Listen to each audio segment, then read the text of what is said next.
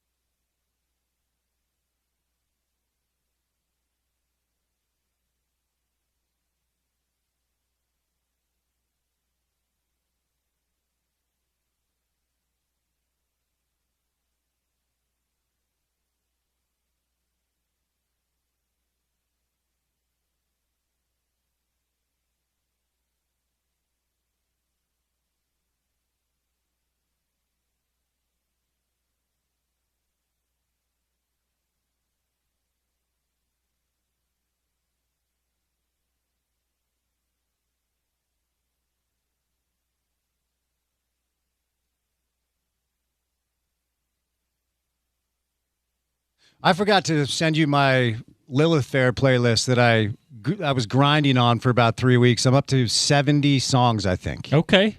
I think Amy would be down. Are you Jen? Are you a Gen Xer? No, I'm like probably a boomer. No, you're not a boomer. I mean, I'm. I was raised on like Jim Reeves and the Statler Brothers and like old country. So like Dolly like Porter's Jam. We have more in common musically. Yeah. Okay, because I have this real affinity for like female artists from the 90s because I went to Lilith Fair in 96. So we're talking like Natalie Merchant, 10,000 Maniacs. Mm-hmm. Not for you, though. Not for me. So we'll do some old style country for Amy later. Country, I mean, where I would be younger would be my granddaughter's gotten me into like Olivia Rodrigo. Oh, okay. I like her a lot. Okay, yeah. Right on. I mean, right on. I'm a Swiftie. Yeah, I mean, I don't know much about her music, but I will say I'm always fascinated by how somebody carves out a piece of real estate like that. What I'm always fascinated with is how people evolve. So, like, I think it's really hard in music. Like, if you are really successful, or any artist, right? You come out, you make a thing, and everybody loves it. How do you follow that up? How do you, like, everyone expects you to be that good or better, right? Yeah. And how do you keep getting better? How do you keep evolving? And one of the things I think about her, and I think there's other people like this, but for sure, she's in this category, and that is, like, I like her more recent stuff much better than I like the teenage stuff. Really? Yeah. I mean, the teenage stuff was okay, but it's, for me, it was pop and country. And like I said, I'm an old country listener. So, Hank Williams Sr. was more my jam. Okay. Is Taylor Swift she's not a country. She was a country artist. So she first toured with Tim McGraw. Oh, okay. Yeah. So, she was touring with the traditional guys, although Tim McGraw now is like not traditional, but back then he was. But yeah, so yeah, she's definitely not country now. Didn't she do something like my sister loves her? Mm-hmm. Didn't she do something where she realized that she wasn't being paid the way that she deserved, so she kind of just re-recorded all this music? Nope, she wanted to own her own music. So okay. What happened is the people who own most musicians do not own their own music. Right. Mm-hmm. So this is inside baseball here, but I find this fascinating as an artist, right? Mm-hmm. Same thing happened with Sinners, the movie, where the guy who wrote it. Once you write a screenplay, like, you don't own it anymore. You sell it to somebody, or they option it. Yep. Then you no longer own your own idea. Yeah. So she wanted to own her own music, and the guy who had managed her since she was a teenager, and she considered a father figure, which, there you go, father figure on the new album. There was a sort of unwritten agreement that eventually she would make enough money she could buy the music back. Of course, she didn't have enough money. Right. She was a young artist. Right? Yeah. So he sold them to a guy named Scooter Braun, who is universally hated and just, all about the money. Okay. Super transactional guy. He's dating somebody famous now, but I can't remember who. Oh, it's Charlie XCS? Sydney Sweeney or something? Yeah, Sydney Sweeney. Yeah, That's who it is, yeah. Nice work, So, Scooter. Anyway, she was devastated, right? And like, it was all everyone was, boycott this, boycott that. And I think it was actually Kelly Clarkson that suggested she just re-record her music. Mm-hmm. And you'd have to change it a little, right, to make it to be different. Yeah. So she did that, and she was like, "Are people really going to want to buy another version of something I've already done?" And of course they did. Yeah. And I think it just became this whole empowerment thing of like, and then eventually, I think you saw when she got to buy her music back. Mm-hmm. Then her fans were like, "But you still are going to re-record the stuff, right?" Yeah. Because you change, your voice changes, your the way you approach things changes, and so it was a much more mature versions of the music, and fans really liked it. And so I think the message there was for artists like, oh, you can own what you make. And when she wrote Father Figure on her new album, she actually gave George Michael, so it's an interpolation of Father Figure of his song. Great track, great song. An amazing song. And she gave him a writing credit because his family, his estate, does not own his music. Oh. So she gives him a writing credit. Now he owns a piece of music. Okay. So that's really cool. Yeah. He'll get royalties from that. Yeah.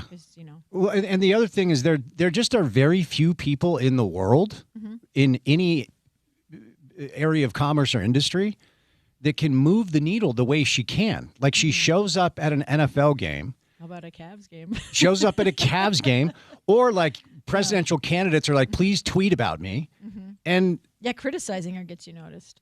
For sure. Yeah. And she shows up at an NFL game, and suddenly they're showing her on television, and football fans are like going berserk. Yeah. Like Some happy, some sad. well, it's like, have you watched games before? They often show the famous partner, people. the Or family. famous people, Yeah, right, like, yeah. So but why there's wouldn't something you? about her that elicits such an emotional reaction. I find that uniquely fascinating. Yeah. I mean, I do. I also feel bad for people who are human beings in that situation because it's so difficult. But I think I love to look at how athletes or famous people or artists reinvent themselves. And with the movie Sinners, Ryan Coogler, that's a story based on his family's history. Their stories. And so it feels terrible to like make a thing and then you don't own it anymore. Yeah. So in 25 years, that goes back to his family. Interesting. Yeah. So, and everyone was like, he's ruining the industry. And now everyone's like, he's revolutionized the industry. Huh. And like, I think that's what I also love is like, is your villain actually the person who's going to make you rethink how you're doing it? Yeah. Right. So, yeah. I just think those are always really fascinating things. But I think especially for musicians, it's really difficult to continue to stay interesting and evolve and have a career that spans basically your entire adult life. Yeah, that's unique because there's so many, moment in time, lightning in a bottle, never hear from him again. Have you seen the comedian on SNL who impersonates Tucker Carlson? I'll have to send it to you because he does this whole thing on the Oscars and he talks about Sinners. But if you haven't seen it, it's pretty funny. All right, Amy is with us live in studio, KSL. I don't know when the episode came out with Pablo, but I saw your Instagram reel today. Yeah. So let's talk about this project. I think it's such a unique and cool idea.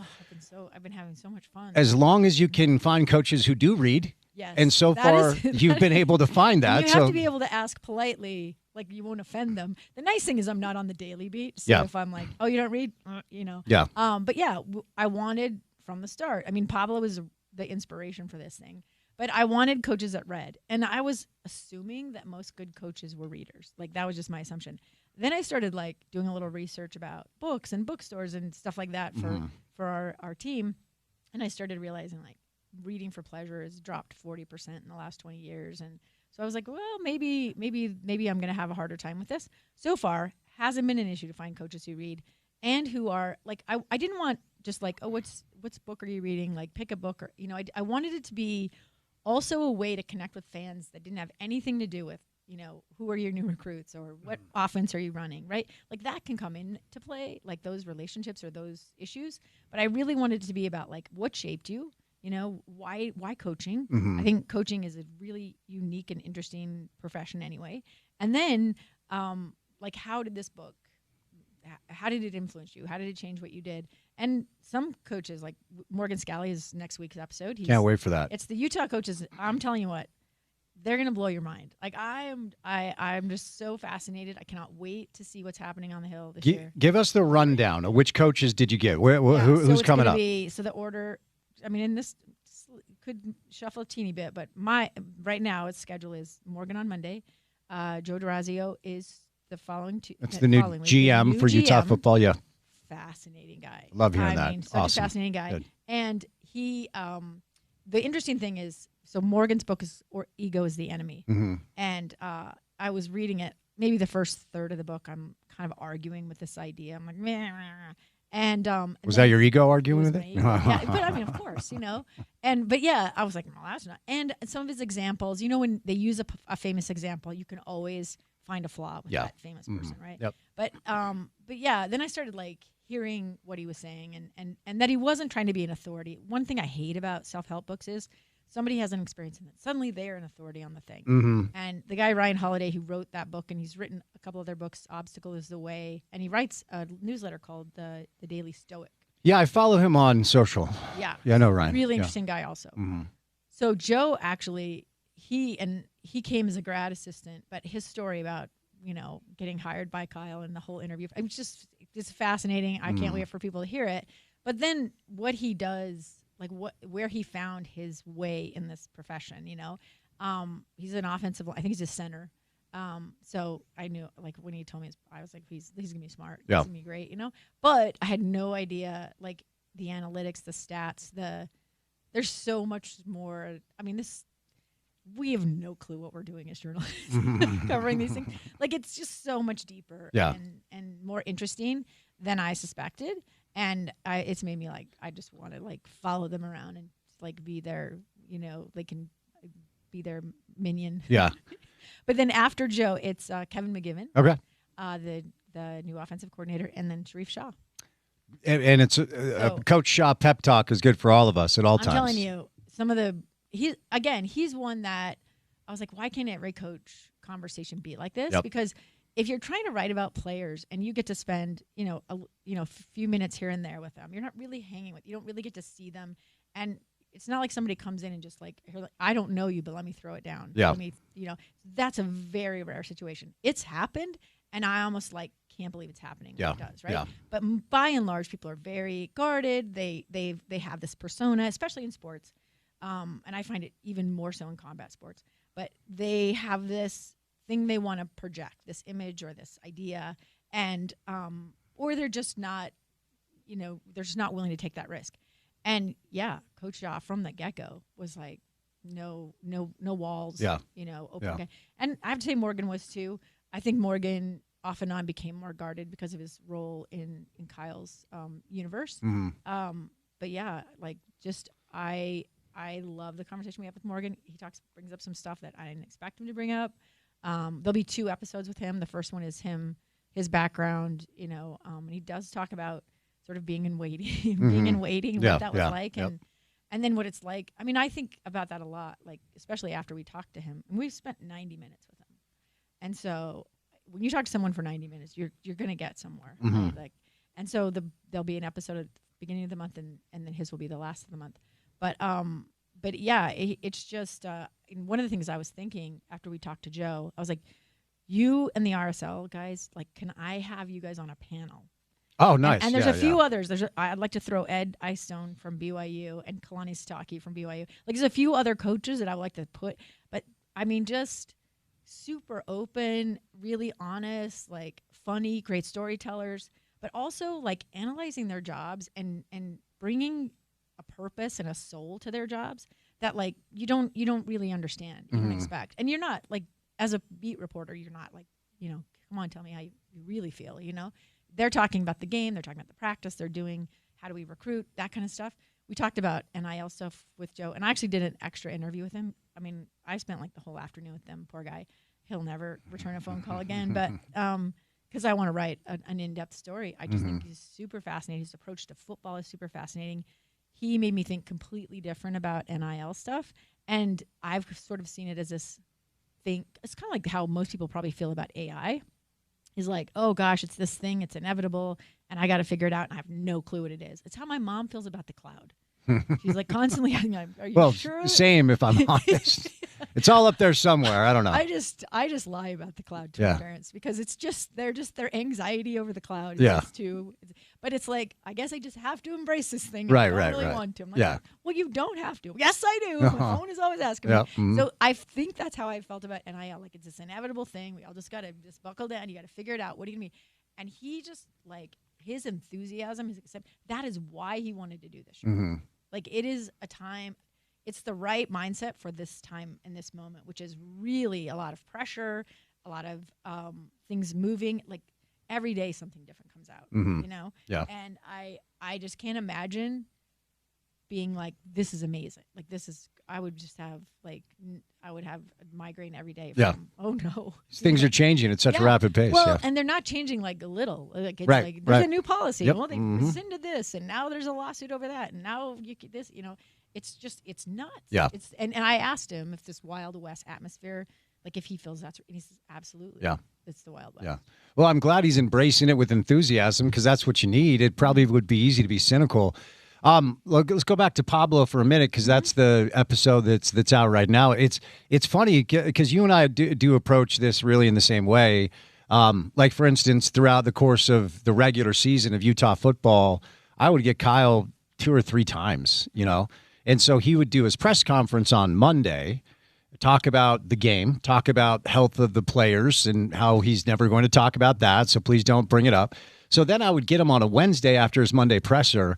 And I didn't want to talk about the game. I didn't want to talk about his Cameron Rising. I just wanted to get to know him and his process. And he then doesn't want you to know his process. Well, correct. But I mean, it didn't stop me from asking him. And then we're trying to understand it. You know, these college football idiots online are pissed at me. You didn't ask him about Cam Rising. I'm like, listen to his Monday presser. Yeah. He's going to sit down with me for 10 minutes and 30 seconds. We're going to do something different than what he heard on Monday. Mm-hmm. But it's interesting that Pablo was kind of your muse for this, right? Because I started noticing, I would listen to Pablo talk or have him on the show, and I'm like, he's reading Untethered Soul. Like I can. Oh, really? I can hear that because it's Pablo and I are one mind. You had read the book. I have read that book maybe 7 times, and I have it on tape. And if I'm not, I have another recommend for you. Okay, I have it on my Spotify now. It has all the books, so. If I'm kind of in a little bit of a rut, I throw it on. I mean, it's kind of like my North Star in a way. Yeah. And I started listening to him reference, and I'm like, you're reading Untethered Soul, aren't you? So that's the book you guys discussed. Yes, and that's the book. So when I was doing the interviews for Making of a Moment, so I'd never met Pablo when I decided to do this story. And it was really just this, like, you know, Trey said, you should come and write about us. We're in the playoffs. And I was like, that'd be fun. And then I was like, well, this is a way bigger story than a gamer, right? So. And I didn't know how much work and how long it would take to do, but you know, that's the joy of optimism.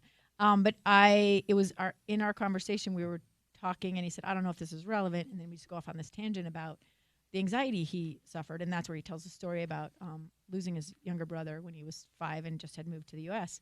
But we talk about that. That's in this episode is how my favorite chapter of Untethered Soul is the one on death. I mean, I read it aloud to my husband. I'm like, you have to hear this. And he was like, oh, you're going to read aloud to me? And anybody who knows me, I don't read aloud. I have dyslexia. It's really hard for me. Oh, interesting. I was so like moved by this chapter. It's not long. It's not a long book. Yeah. But I read this chapter aloud to him. And it just, like, you don't talk. It's one of those things that you want to discuss with someone, but you also just want to feel like and so we talk about like why does death give things meaning, right? Like it makes you feel like you're playing on a clock, but also like you see and appreciate things so much differently. We actually talked about that with Joe Durazio too. Like nice. This idea that like instead of your last day, it would be your first day. Because with your first day, you bring this like possibility and this wonder and so yeah, but that's in this week's episode with Pablo.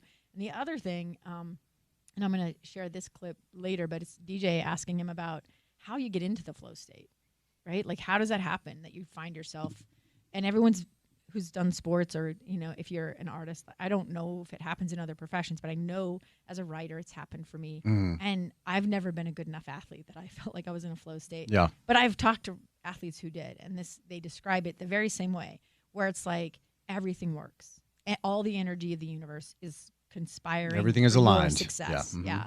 And you're just in it, and you feel this joy and this purpose, and it's just, you just want to stay there forever.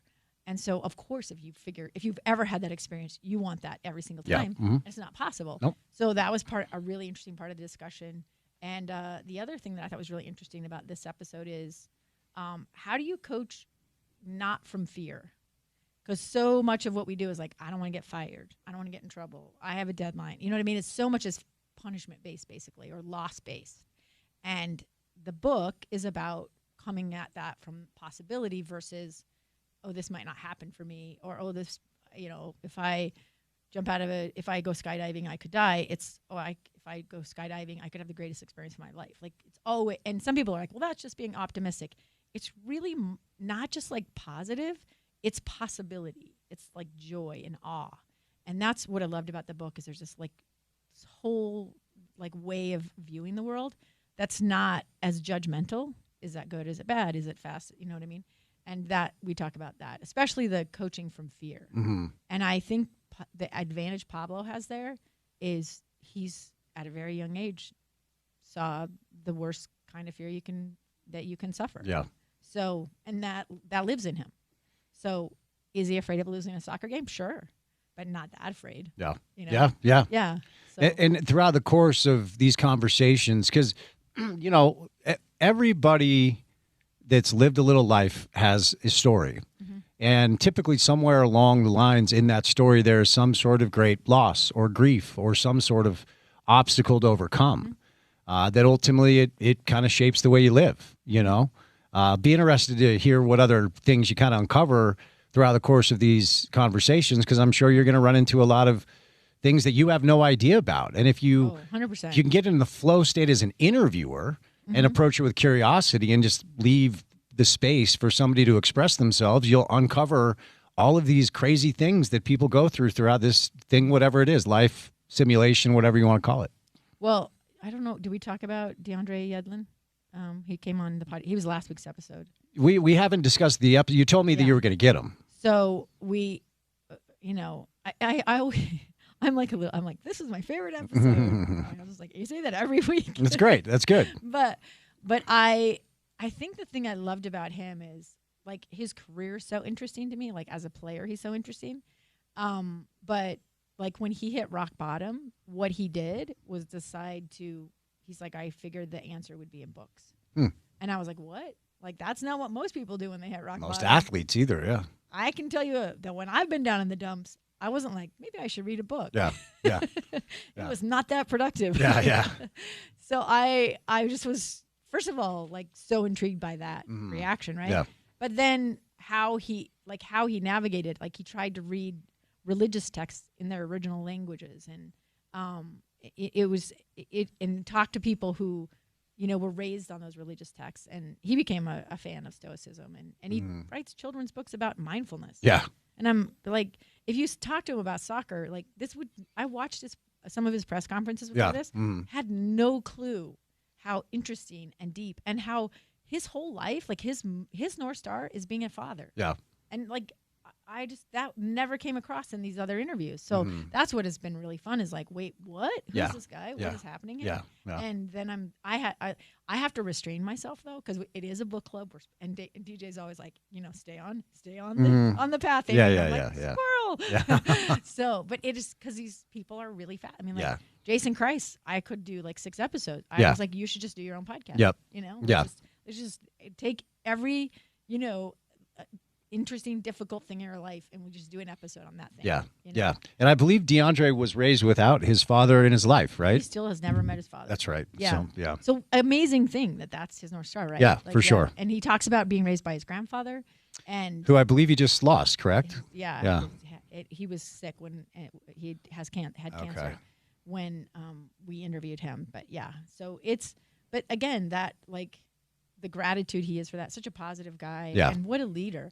And we talked about the times you want to be, an observer of your emotions, which is what the untethered soul tells you to be. Yep. And the times you're like, I'm going to punch you in the face. Yeah. Because you're an athlete. Right. So, yeah. What's the name of the pod and where can people get it, Amy? Coach's Book Club. And you can watch it on KSL Sports YouTube page or you can listen anywhere on Spotify. There you go. All right, Amy Donaldson live in studio. One more segment with Amy coming up. The U.S. men's national team roster was announced today. No Diego Luna, no Xavier Gozo, but the potential of them being added as alternates in the case of an injury is still out there. We'll talk more about that. But it is a pretty nice day outside, and it's still May, so it hasn't been super warm yet. But we are going to blink, and it's going to be 105 degrees outside, okay? Here's the deal. If your house is cold in the winter and you have the heat on, if your house is hot in the summer and you have your AC on, it's your windows. That's the issue. And you are hemorrhaging money on your power bill, your gas bill.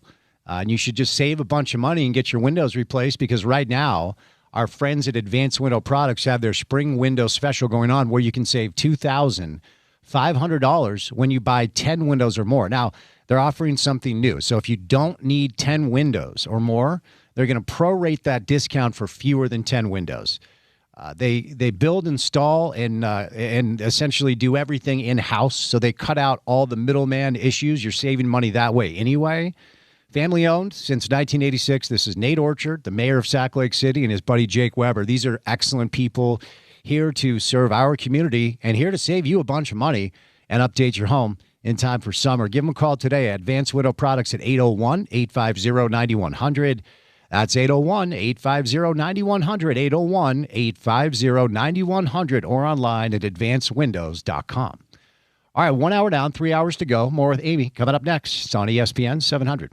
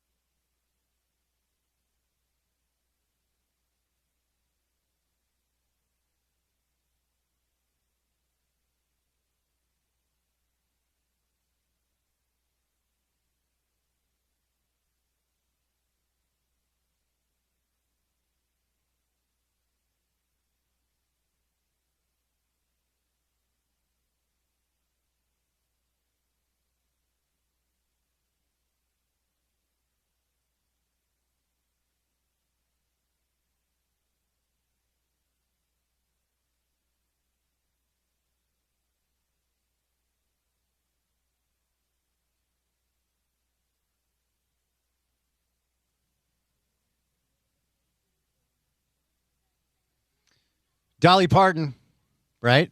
Nice. Nailed it. Nailed Good it. job. This is I'm proud. This is kind of a famous one. Would this be her biggest hit? No?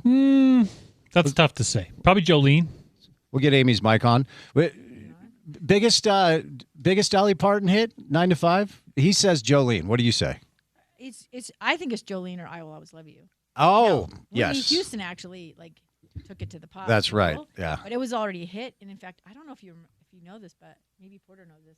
Johnny Cash, I think, wanted to make, or one of the male artists wanted to sing "I Will Always Love You," but they wouldn't let her retain the rights. Oh, And she more was like- rights issues, She was huh? like, "I'm not going to do it," and everyone's like, "You're stupid." And you're just as dumb. Country music did not treat women well. Uh-huh. And she stuck it out, and then look, Whitney Houston took her to the top. So Porter is our resident Johnny Cash expert. was it Johnny Cash? I believe it was Johnny. Yeah. Kenny Rogers did end up recording it. Yeah, but he didn't take her. He gave. I mean, it's her song. Yes. That's the thing. She would let them use it, but it's hers. She Yeah. gets the money. Right, yeah. I mean, they get whatever they get, but on their album. But yeah, Johnny Cash was like, "No, I want the song." Written about her mentor, Porter Wagner, by the way. Good knowledge. There you go. Were you named after Porter Wagner? No. Were you named after Porter Rockwell? Yes. Interesting. Okay, there you go. A little close to that There you go. situation. Amy Donaldson. Someday, Porter and I are going to start the podcast. Our pioneer relatives. Hey, I can hang. Yeah. All the Checketts originated in London and ended up in Salt Lake. So they made quite a trip. Speaking of which, it's interesting you bring that up because this week on my pod, my dad was in town, and whenever he's in town, I'm like, let's do it because it's funny. That's a good interview, right? Well, and he's actually turned into, objectively speaking. Yes, he's actually turned into one of my favorite people to interview because I can remember all of these old stories, and so I kind of fire his memory back up, and then he kind of gets into the space. It's funny, when I first started in this business, we had a radio consultant tell me you should change your name.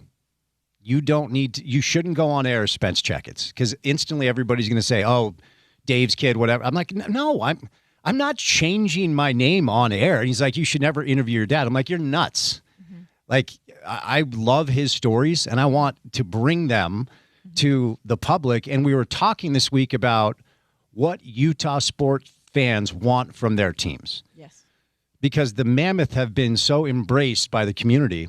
And I think there's a little serendipity involved for them with the timing of the Jazz not necessarily being top shelf competitors for now. That could change.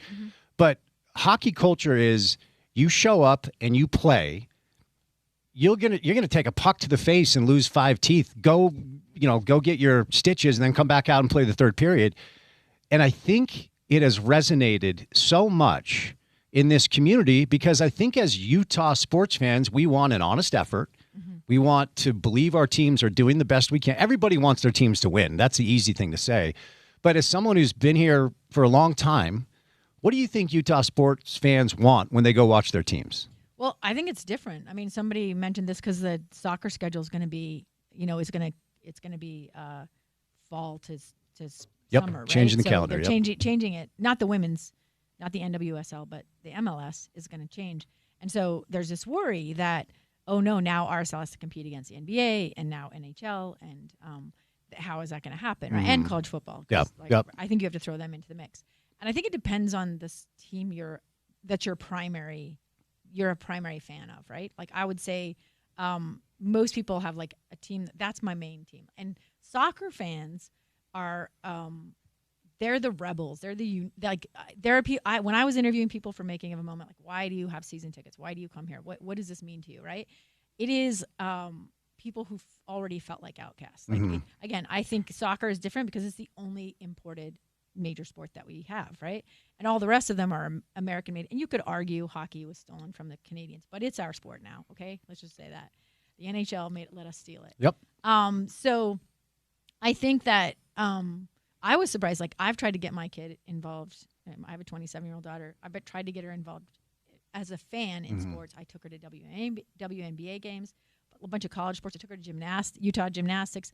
And then I took her to baseball. I took her to the RSL games. I don't think she was around when the NWSL was here the first time. But she was just, it was okay. It was a thing to do, fun, hot dogs, whatever.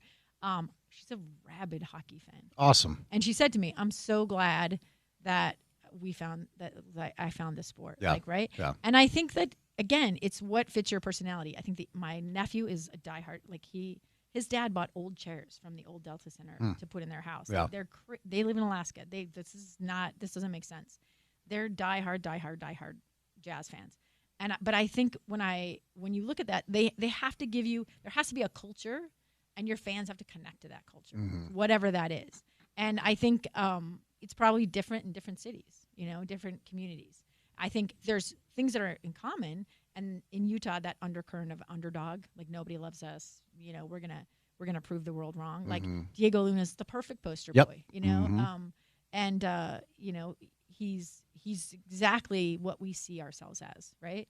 And I think across the board. But then you drill down on that, and different sports have that slightly different culture. And yeah, I wasn't sure how NHL would go here. I knew it would be different. Everyone's like, oh, if the minor league can't make it, and I was like, that's not the same. Yeah. Right? It's not. It's a totally different game. I love minor league sports. A lot of people don't. Like, I like to see somebody like. I loved seeing David Ortiz when he played triple A ball, right? Yeah. Like, and then I watch him have his career, and I think, I remember when, So I like to see a player develop or see that diamond in the rough, right, and see what they were like. So I like high school sports. Yeah. But I think a lot of people want to see it at the highest level, and the NHL is amazing. And I mean, I say this again. I was going to say I should stick around and argue with Gordon over his top Feel players. free to, by the way. But the fact that there's no Love volleyball players, they played for the championship this They year. did, yeah. Yeah, and that isn't people who haven't watched that sport, you are missing out. And again, but we have to create this culture around it. I think that's what the Royals are attempting to do right now. I think they said 18 or 19,000 fans. I don't know if it was that many actually in the seats. I was there. For the Royals? 12 or 13,000. Okay. It was the best crowd that I've seen in the second since Good. I've come back. Good to hear that. And not just that, but like you can see there's little, cultural things coming, and they have to come from the fans. Yeah. Like the team can say, like, no, cheer loud, you should yell, or they try to make things happen. And it's just like your mom or your dad telling you, like, what would be cool? Yeah. And you and your friend should do this for Halloween. Right. I've done it to my kids. They're like, stop. Yeah. Yeah. And that's how it feels as a fan. Stop trying to make it be a thing. Yeah. Yeah. Yeah. We'll make it a thing. And so I see that happening there. But again, you have it depends on what you're looking for. It depends on if you want to see yourself there, if you're looking for an escape, if people who like combat sports don't necessarily like tennis, Yeah. But for me, competition, grit, that's what you can find across the board in the right team. Yeah. I always find it interesting to try to dissect what exactly a community wants from what's supposed to be a community pillar. And ultimately, I understand that these are front-facing revenue-generating business models, but they have to be considered as something that is there to serve the community where they exist. That's why I like when players live here. And once upon a time, Karl Malone lived right up there. Yeah. John Stockton lived right over there.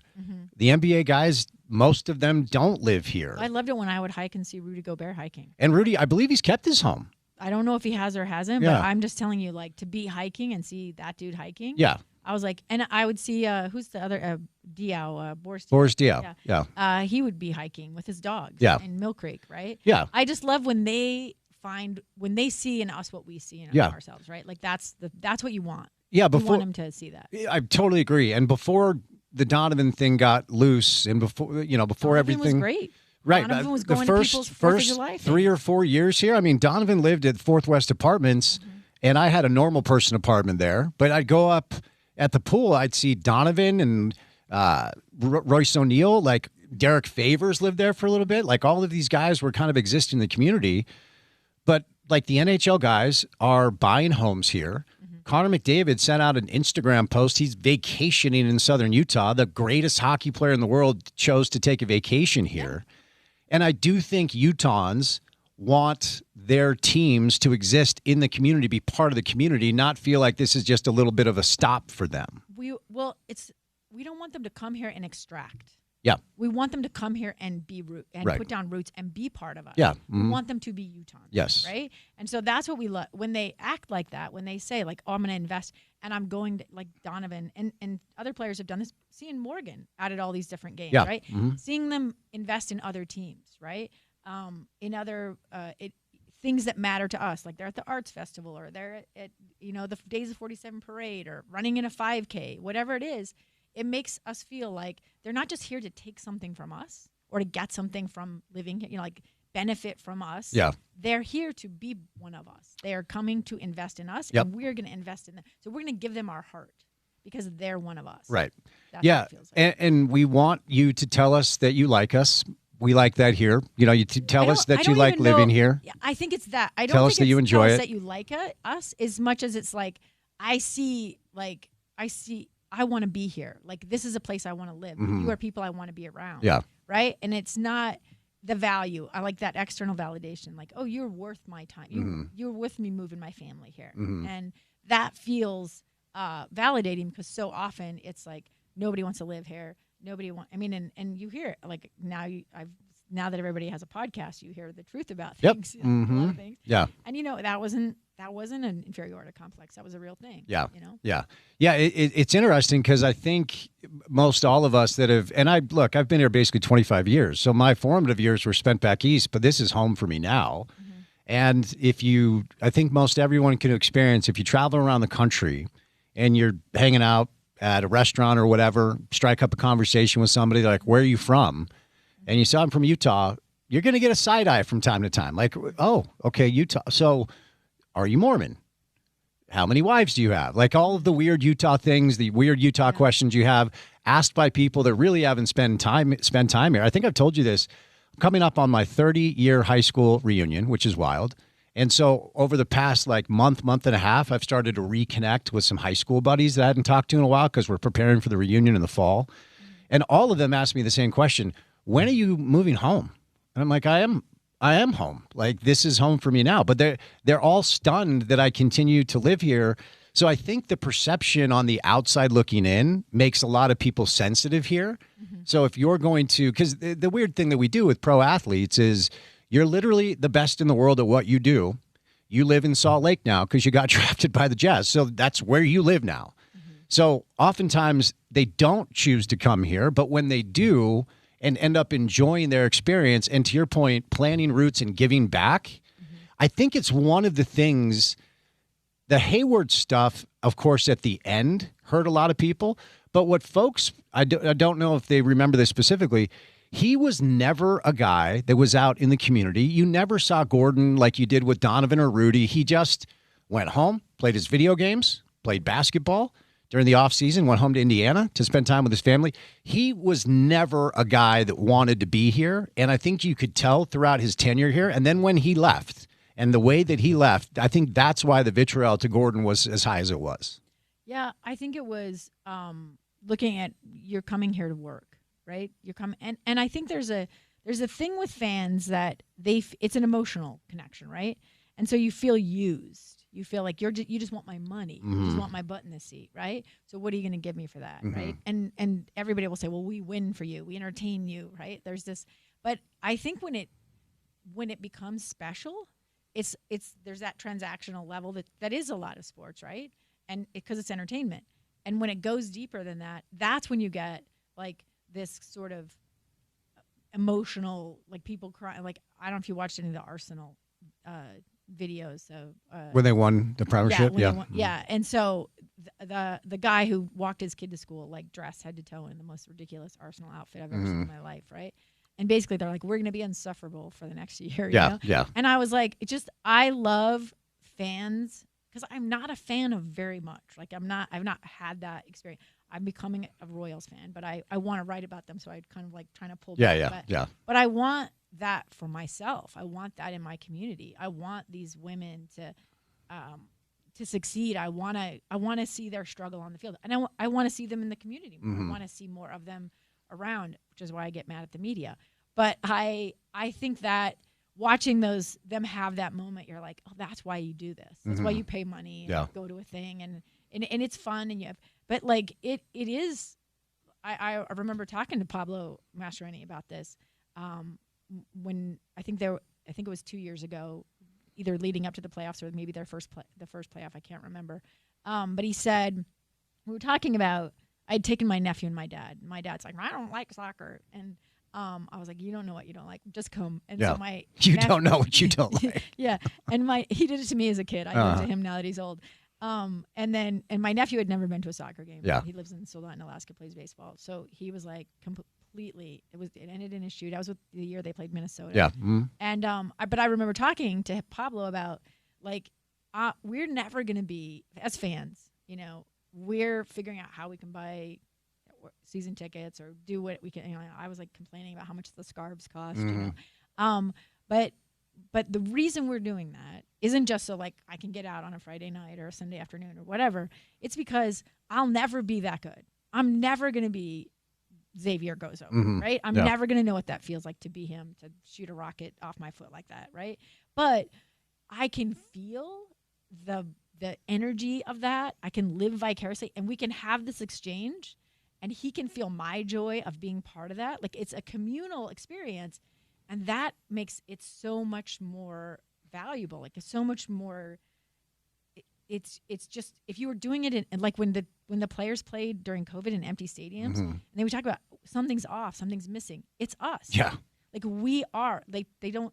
There are all these terms for fans. The 6th man, the 12th man, whatever, depending on sport, because we matter, and because that communal experience matters. Like, we are all there, and we're having a slightly different experience. But we're also having this very, very same moment experiencing it, and there's something about that that's transcendent. Yeah. And it changes people, and that's what I wanted my nephew. Like, he still talks to me about that game. Oh, really? Yeah. Nice. And Nice. I mean, it was a very exciting game, but like, he didn't know anything about anybody. Yeah. But again, that's the beauty of it. That's the gift that it is to have a professional or even a college team. I would say even I've seen it in high school, like, to be part of that, and when you're there. Like, in our podcast, Pablo talks about what when you're in the flow state, everybody sits forward, their eyes are wide, you feel the energy of flow, and that's what I feel when you're really invested in a team and they're really invested in you. And you can feel that. And what we feel from the Mammoth is they actually love being here. It's not lip service. Yeah. When their coach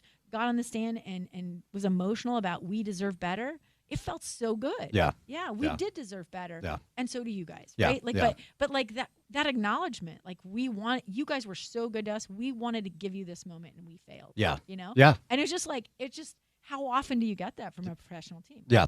We should reference that the Royals are unbeaten in 9 matches. They're tied for first in NWSL. First time they've ever been at the top of the. Yeah, and they had 6 wins all of last year. They have 7 already this year. Mina Tanaka got a call up as well. So if you're looking for something to do while RSL is away, let's get out and support the Utah Royals. I think they're on a little break too. Yeah. Yeah.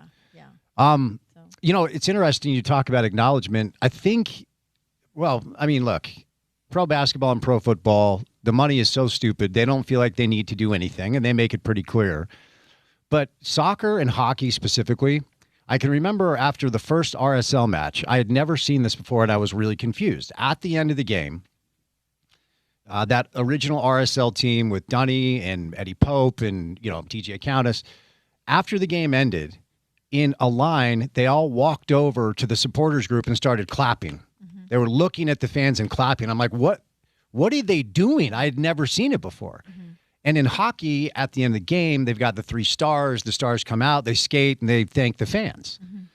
Pro basketball has none of that. Pro football has none of that. And again, it's a really cool thing that soccer players, after the game, win or lose, walk over to the supporters section and applaud the actual fans. Yeah. And hockey has it as well. I think pro basketball could probably learn from the way these players do acknowledge the crowd. I think pro basketball is at this place. I think they're trying to address the tanking thing because it's hurting. I mean, they're losing, and everybody talks about, there's a finite amount of money, and there's not room for more. So you're competing for the same people. I think you're growing the sports fan base, especially with women's sports. More people women's sports are super accessible, and that's getting people fired up about. I should go to, if they come in through women's sports, they want to see other things. And I think that the more you can do to make people feel like they matter, right? That they're not just a number. They're not just a ticket. They're not just a way for them to get their multi-million dollar contract, right? Which, let's be real, we're not paying their contracts. You couldn't afford those tickets. But I think that I went to a Rays game when I was down in Florida at a writers conference, and my daughter's best friend lives there in St. Petersburg. So her 3-year-old had never been to an MLB game. I'm like, we got to go to a Rays game. They're here. They're playing the Orioles on Tuesday. I'd never been to a game inside a dome, right? I love to go to sporting events wherever I go. Yeah. And I cannot tell you, the energy in the place was so great, and the fans were so awesome. I was like, I want a Major League Baseball team today. For sure. It was so fun. I was so into it. And afterwards, my daughter's friend said, like, thank you so much for making this special for him. And I was like, what, for him? It was special for me. Yeah. But like, there's all these things, and the food is way overpriced, and there's all kinds of the parking was ridiculous, and we had to walk 16 miles, and I paid for $5 extra for special parking because she's pregnant. Yeah. But being there and seeing them play a really close game, and even my kid saying, like, she didn't know like baseball terms, and I'm like, I have failed as a mother. Right? But it was so fun, and I thought, I want to be a part of this culture. I love this. And they were acknowledging us. They were like, and there were definitely moments, and there were players that you were like, they don't really. This is a job, right? Yep. But there were players you could see, like, they were as into it as we were, and it makes you want to be like, I want to cheer louder. I want to do. I loved it. Jimmy was on our podcast. He's right before Jason's episode, so in between Pablo and Jason earlier this month. Also a fascinating guy. Like, all the soccer guys were just they just knocked it out of the park. But he talks about Belgians being like less emotional, right? Like, they're more rational. They're not super, like, Americans are so emotional, and that Belgians are like much more measured in their responses. And to see him after the Royals win, and see him jumping around, and I texted, that was a very American response.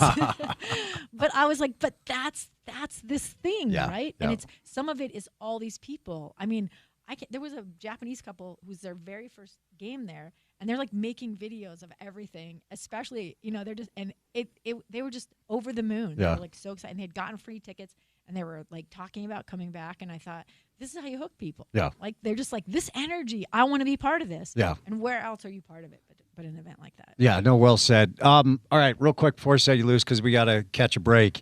Gordon's in studio next. Yes. Tell me what the beef is with the list. I just pulled it up. Oh, well, so he doesn't have, I think the beef is, I think the way he framed it was like important, or what did he call them?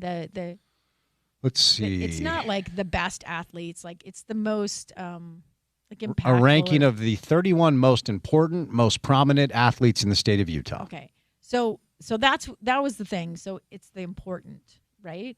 That I think there should have been a player from Love Volleyball who they played for the championship this year, and they're expanding their league, and that's growing. And I think the stream had like almost 200,000 people. Was the largest stream for that sport in the sport's history. And then the Royals, like, to have the Royals here, to have them on this like incredible streak, everybody in soccer is talking about them, and not one of their players makes the list. I think that a player, I would, Chloe Lacasse or Mina Tanaka. Yeah, they easily could have been on the list, and should have been on the list, especially because there are some high school players on there. And I'm not saying the high school players aren't important, because I do think there are important high school players. Like, I don't have a beef, and that's the other thing. Like, I hate doing lists like that. Yeah. Everyone's going to criticize you because you forgot somebody. But I saw Lindsey Vonn was on there. I argue if she's even a Utahn, right? But I think she's important, and is she more important than Mina? Is she more important than Chloe Lacasse? Yeah. Not to me. Yep, that's why everyone loves the list, because lists generate reactions. Yeah, and that's what a columnist wants, right? Right. But for me, I want us to see them as important, like, in their, even if they're not as important in the sport, like their universe, like, they're important to sports fans here. For sure. And they're more important to the NWSL than they have been. So I think the time's the timing was bad. We will take Gordon to task coming up next. Amy, remind everybody where they can go get your work before I set you loose. Yeah, you can follow me at 80 on Sports on all the stuff. And then you can go to KSL Sports YouTube page to watch Coach's Book Club or any of the platforms to listen to it.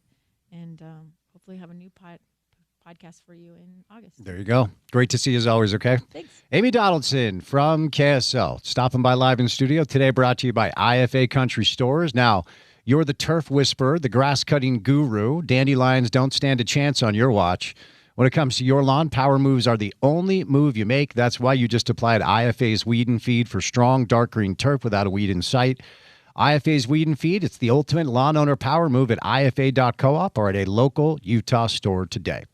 All right, Gordon Monson, live in studio, coming up. My old radio partner, Adam Mikulich, later on. We'll get to the 5 o'clock hour. Say goodnight at 6 right here on ESPN 700.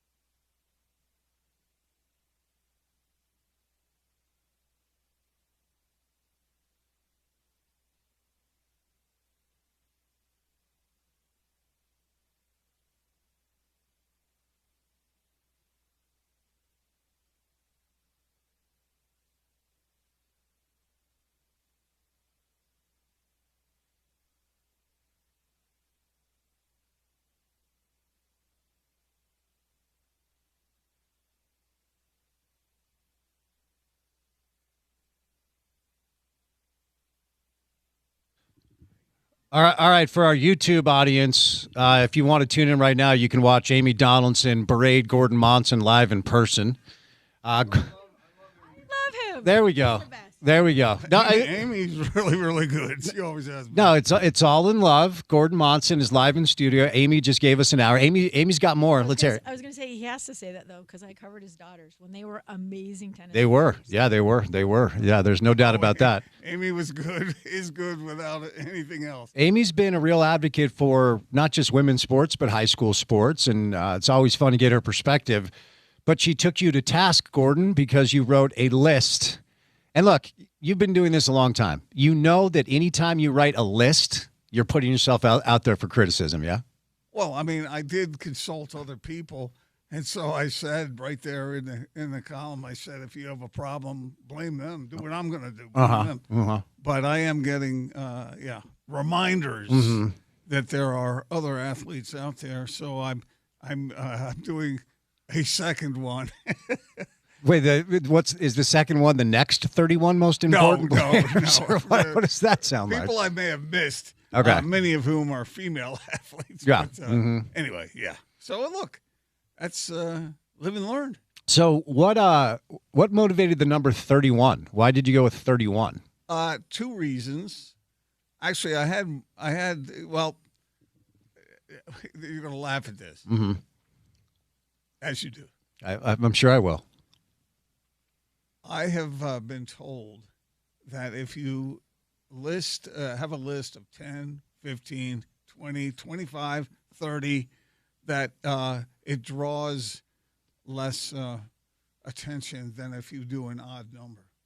Huh? Yeah. Who told you that? Someone who should know. Falk? No. So Higher up. Oh, okay. So if you list an odd number of people, you get more attention than an even number. It draws more attention, yeah.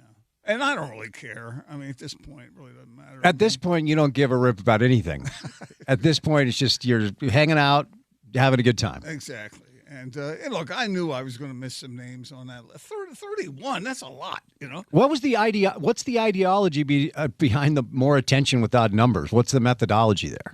That a headline that has an odd number in it draws more readers than with a more expected traditional 10 or 15 or 20. I don't care, man. I just did it because they told me that. And I said, okay, whatever. Wait. 30 plus 1. I don't care. Isn't 15 an odd number? I mean, you know what I'm saying. No, I don't. This is the first I've heard of this. Is this an algorithm thing? No, it's an interest thing. That people are interested in a number that isn't a traditional top 10, top 15, top 20, do 21.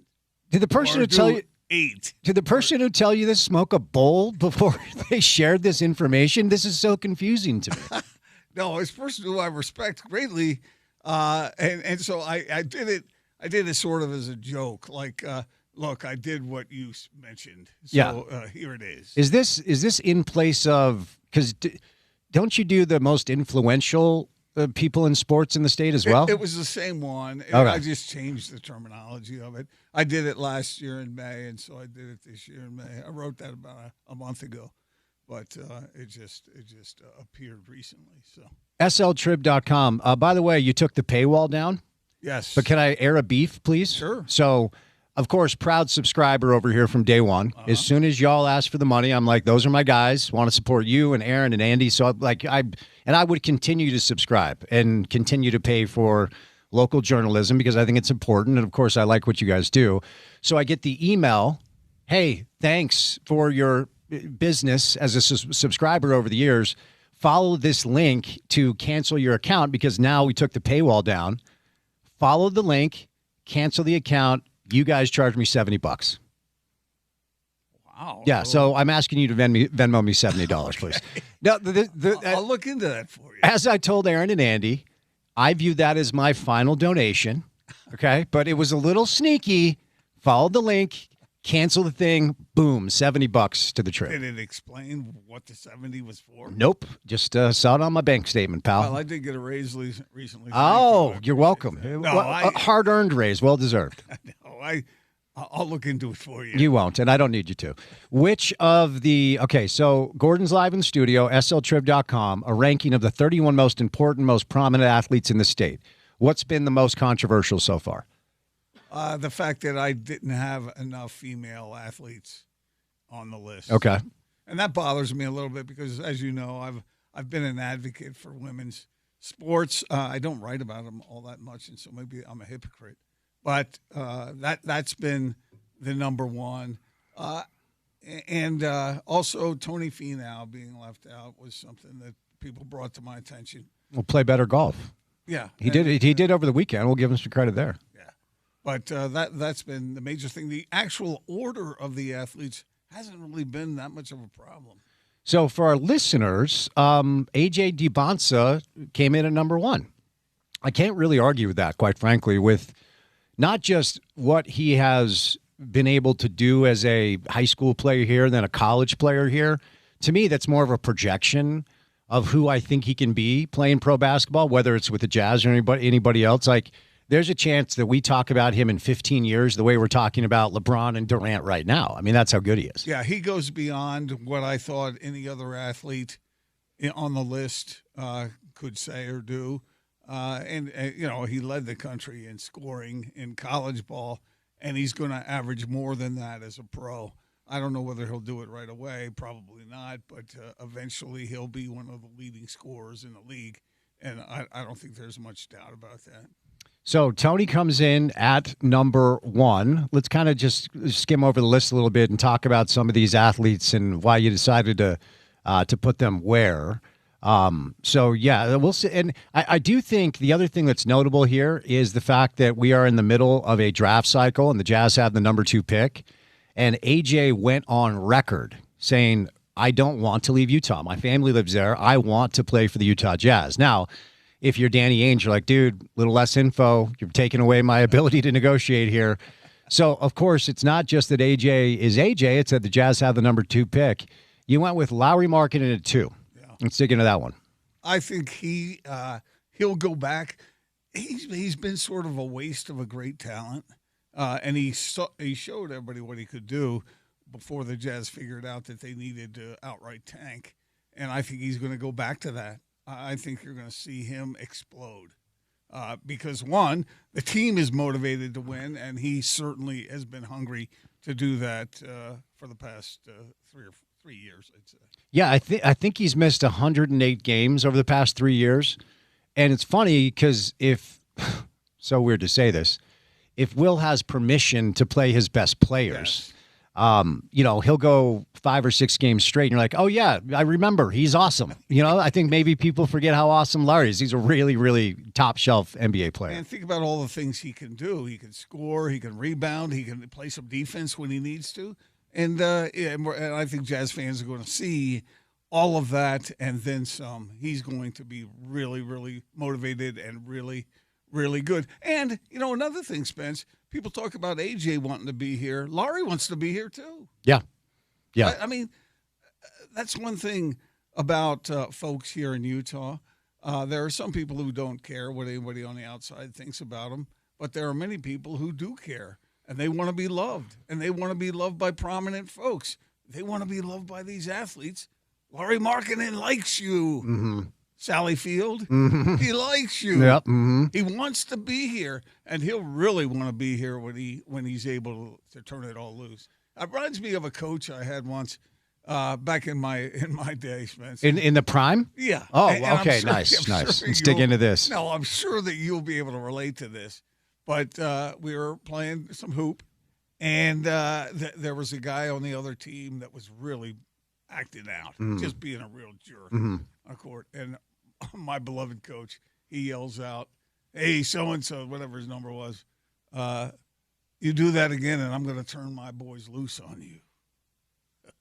Well, the Jazz player is going to be turned loose on the league. Mm-hmm. And it's like you've said many times, Spence, I think it's not going to be automatic. Maybe it will be for Laurie, but for some whoever the draft pick is. It's going to take a little time. Ace Bailey is proceeding in good order.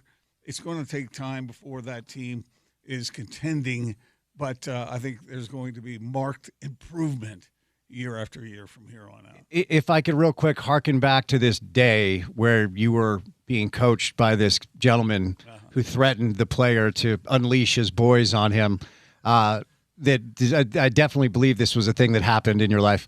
Were you then unleashed on this player? Did your coach sick you on him? No, because the kid got the message. Oh, okay. Yeah. Okay. Oh, yeah. Yeah, okay. His name of the coach was Shelton, and he turned Shelton loose. Yeah. He turned Shelton's boys loose on him. Yeah. And there's going to be trouble. And I'm not even talking about me. I mean, we had guys on that team that, even in my prime, Spence, they were physically more capable. Is this church ball or No? Okay. No. Do you remember your stat line from that game? Definitely a few threes. Definitely knocking down threes. It was the game after I hit the game-winning shot. Yeah. From deep. Yeah. Obviously. Oh yeah. Yeah. Of course, you were there when you and I were taking 3-pointers before Jazz practice, and I happened to miss a few. Well, you didn't hit the rim. And Quinn Snyder, the coach of the Jazz, walked over and pointed at the floor about 5 feet in front of where I was standing. Mm-hmm. Tell you to scoot in a little bit. That was a little bit of a humiliating moment for me. And you were draining shots left and right. You weren't helping at all. Well, I mean, I just don't think you had shot in a while. I think you were a little rusty is all. I think that was the word that came to my mind. Let's warm you up, and it's just making it rain out there. I tell you, I had various talents on the basketball court, but consistency might have struggled a little bit. One night really hot. I bet all your listeners can relate to this. Sure. You know. Yeah. We can't all be like you. Well, it's kind of you. State champ. Yeah, I mean, look, you leave me open and, it's money. It's going in. We know this. I was told a story recently of a time once upon a time where you and our old friend Jake Scott that was humiliating. Were challenged to a 2-on-2 basketball game with my guy Sean O'Connell and Hans. Yes. I expect more from you and Jake. You got to beat 2 football players in 2-on-2. Yeah, well, Jake got hurt in the first minute of the game. That's what Sean said. And so they had to replace him with, I don't know who this guy was, but they could have picked anyone off the street and it would have helped a little more. And so that threw my game off. There's nothing, as a basketball player, there's nothing worse than playing basketball against football players that don't know how to play basketball. And you can't call fouls. You can't call fouls, and you're going to get hurt. But I just, expected more, especially from you, because back then you were playing ball, you were making it rain. I know that. I expected more of myself, but that was a dark night. Before we get back to the list, Amy and I were discussing something earlier, and this week on the podcast I'm doing for KUTV, my dad was in town, and so as I've told you before, he has become one of my favorite people to interview, period, regardless of the father-son dynamic. He surprises you still? Well, what's fun about the dynamic now, and when I first started in this business, we had a radio consultant say, you should change your name when you're on air so people don't know that you're Dave's son. I'm like, that's the dumbest thing I've ever heard. He's like, well, you definitely shouldn't interview him. I'm like, try again, pal, because he has so many fascinating stories. He's seen so many fascinating things, both as a Utah and now, of course, living back east. And the Knicks are in the finals for the first time since '99 when he was running the Garden. But we talked a lot on the podcast this week about what Utah sports fans want from their teams. And Amy and I were just discussing this. So before we get back to your list, what do you think? And the reason we brought this up is the Mammoth have been so embraced by our community. And I do think it's in large part to hockey culture, which is you show up and you play, okay? And you're going to play hard, and you might take a puck to the jaw and lose 7 teeth. Go get stitched up because you're playing in the third period, right? And it's such a juxtaposition to pro basketball where they have employees that don't feel like they need to show up for work, which is wild to me. But as someone who has covered sports in this market for decades, when I say to you, what do Utah sports fans want from their teams, you say what? Number one thing, work hard, play hard. You said it. That's what the fans here love. Remember those teams that weren't all that good? They were good. They were sort of good. They're pretty good. But you saw guys diving for loose balls. Fans love that, and it filled the building. people love that. Being able to win it all is, percentage-wise, it's very difficult to do. Obviously, people love winners, but because that is a high peak to ascend, in the meantime, go out there and bust your hump for us, and people will pay money to watch that. And that's certainly true in hockey. Act like you want to be here. And this is one of the things that is so intriguing about this draft, Spence, because we're all trying to guess where DP is. Is Darren Peterson a guy who's going to pull what he pulled in college, or is he going to do something else as a pro? And I remember you and I having a conversation, speaking of draft names, about Carlos Boozer when he had the hamstring. And a lot of us were pretty critical of him, but I think you were the one who said you talked to various people. They said, no, the guy really is hurt. And if a guy is hurt, see, this is what you have to figure out. And this is what the Angels have to figure out. Where is Darren Peterson? Is he the guy you want if AJ gets taken first? And because not only will it help your team, help the culture of your team, it will please the fans. And if you have a guy who doesn't do that, Spence, that'll be a waste of a draft pick. And by the way, whoever told you to change your name, that is the stupidest thing I've ever heard. Yeah, it was a radio consultant that we had hired a number of years ago, and we should not have hired him. He offered zero good advice. That runs counter to everything that you are on the air. You try to be truthful regardless of whatever the consequences or the circumstances are. And so changing your name seems like a bailout to me. That's ridiculous. I didn't even think about it for more than 10 seconds. All right. What would you have changed it to if you had? That's a good question. Chester Shadows, maybe? There's a callback for old school listeners. We were talking about, I believe, Mike Vick, right? And his pseudonym, Ron Mexico. Yeah. And for the brilliance of being able to come up with Chester Shadows in the moment when I asked you what your nickname would be was Chef's Kiss Radio, man. That was hilarious. I still get people who come up to me and ask me where I got that from, and I wish I knew. I don't know. From the far corners of my mind. It was hilarious. All right, number 3, and then we'll catch a break. We'll do some more stuff on the other side. Diego Luna coming in at number 3. So I'm disgusted that the guy's not on the World Cup team. I understand what could come into play there, but that guy, you talk about what Utah fans love to see. I think he embodies that. You know what's going to be interesting here, because you also wrote on both Gozo and Luna being left off the national team. The Gozo thing is a little bit more understandable because he hasn't been part of the rotation. He's played in some, I think, U20 games. His form, though, right now, I think should have gotten more of a serious look. I mean, in this sport, as you know better than anybody, form is very applicable as to how somebody is going to perform if they get a call up to a bigger stage. But Luna played in 17 of the 18 U.S. men's national team games this last cycle, 4 goals, 4 assists. Nike featured him heavily in their campaign to release the kits. And I am told, so for our listeners, if you want to get a little bit more familiar with the U.S. men's national team in preparation for the World Cup, HBO currently has a really cool docu-series. 2 episodes have been released. Episode 3 is tonight. I'm told it's like all on Luna. And he's not even on the team.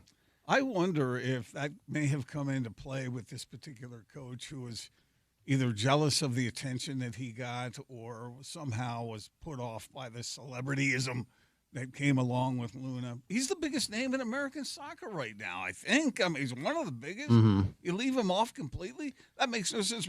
I was just up at the Nike campus up in Beaverton. If you've never been there, awesome. Go up there. Yeah. It is amazing. And I talked to a couple of people about Diego Luna, and they all agreed with what you and I are saying. Yeah. Yeah, I kind of thought it was a no-brainer. I'm a little bit surprised that he did not get the call-up. But number 3, I mean, that's as high as any RSL player's probably been on this list. Is that fair to say? I would say that, yeah. And the funny thing about it is, and you alluded to this earlier, is that Gozo is the most valuable of the players. Mm-hmm. I mean, they could sell him to Europe for $20 million, probably. I don't know if they're too eager to do that right now. But that guy, he is, his rise has been meteoric. I think that guy's going to be playing in the Premier League. Yeah. in the not too distant future. I wonder when you watch Xavier Argozo play. Yeah. I wonder, like, if there's a historical comp that you see. Maybe if he keeps working, stays healthy, develops. Like, what's best case scenario based off of maybe a player you used to watch coming up covering the sport? Well, I would say Klaus Fischer. Klaus Fischer. I don't want to confuse our listeners here with such an obscure name. Mm-hmm. I might go with Beckenbauer. Beckenbauer. Yeah. Wasn't he a keeper? Really. Was he a keeper? No. Oh, okay. Franz Beckenbauer. He was a great midfielder. Okay. Yeah. Okay. That's not what Gozo is. No. Gozo is all about athleticism and speed. Boy, I'll tell you, who would I go? I'll tell you who I'd go with. Well, this is sort of ridiculous, but with Luna, I'd go with probably Messi. You're going to throw Messi out there as a good comp for Luna. Not as good as Messi, but he's in that territory. Although Messi was much more talented, but Luna is a bulldog, man. Man, that's a good question. I'm trying to maybe Pele. Pele or Messi for Luna if he keeps working. No, for Gozo. Oh, for Gozo. By the way, I'm glad you brought Messi up, though, because, as you know, he's injured. There's a chance that he may not be able to play in the World Cup. So you got to be fit. Well, good point. If Messi can't play, though, who do you think Argentina should call up to take his place? I think I've been thinking a lot about this. Oh, I know. I think maybe Pedro Gonzalez. Pedro Gonzalez? I don't even think that's an Argentinian name. Pedro Gonzalez.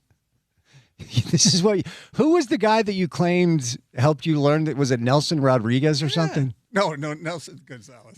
So it's all Gonzalez. Yeah, Gonzalez's. Yeah, he knew his soccer, man. He taught me a lot.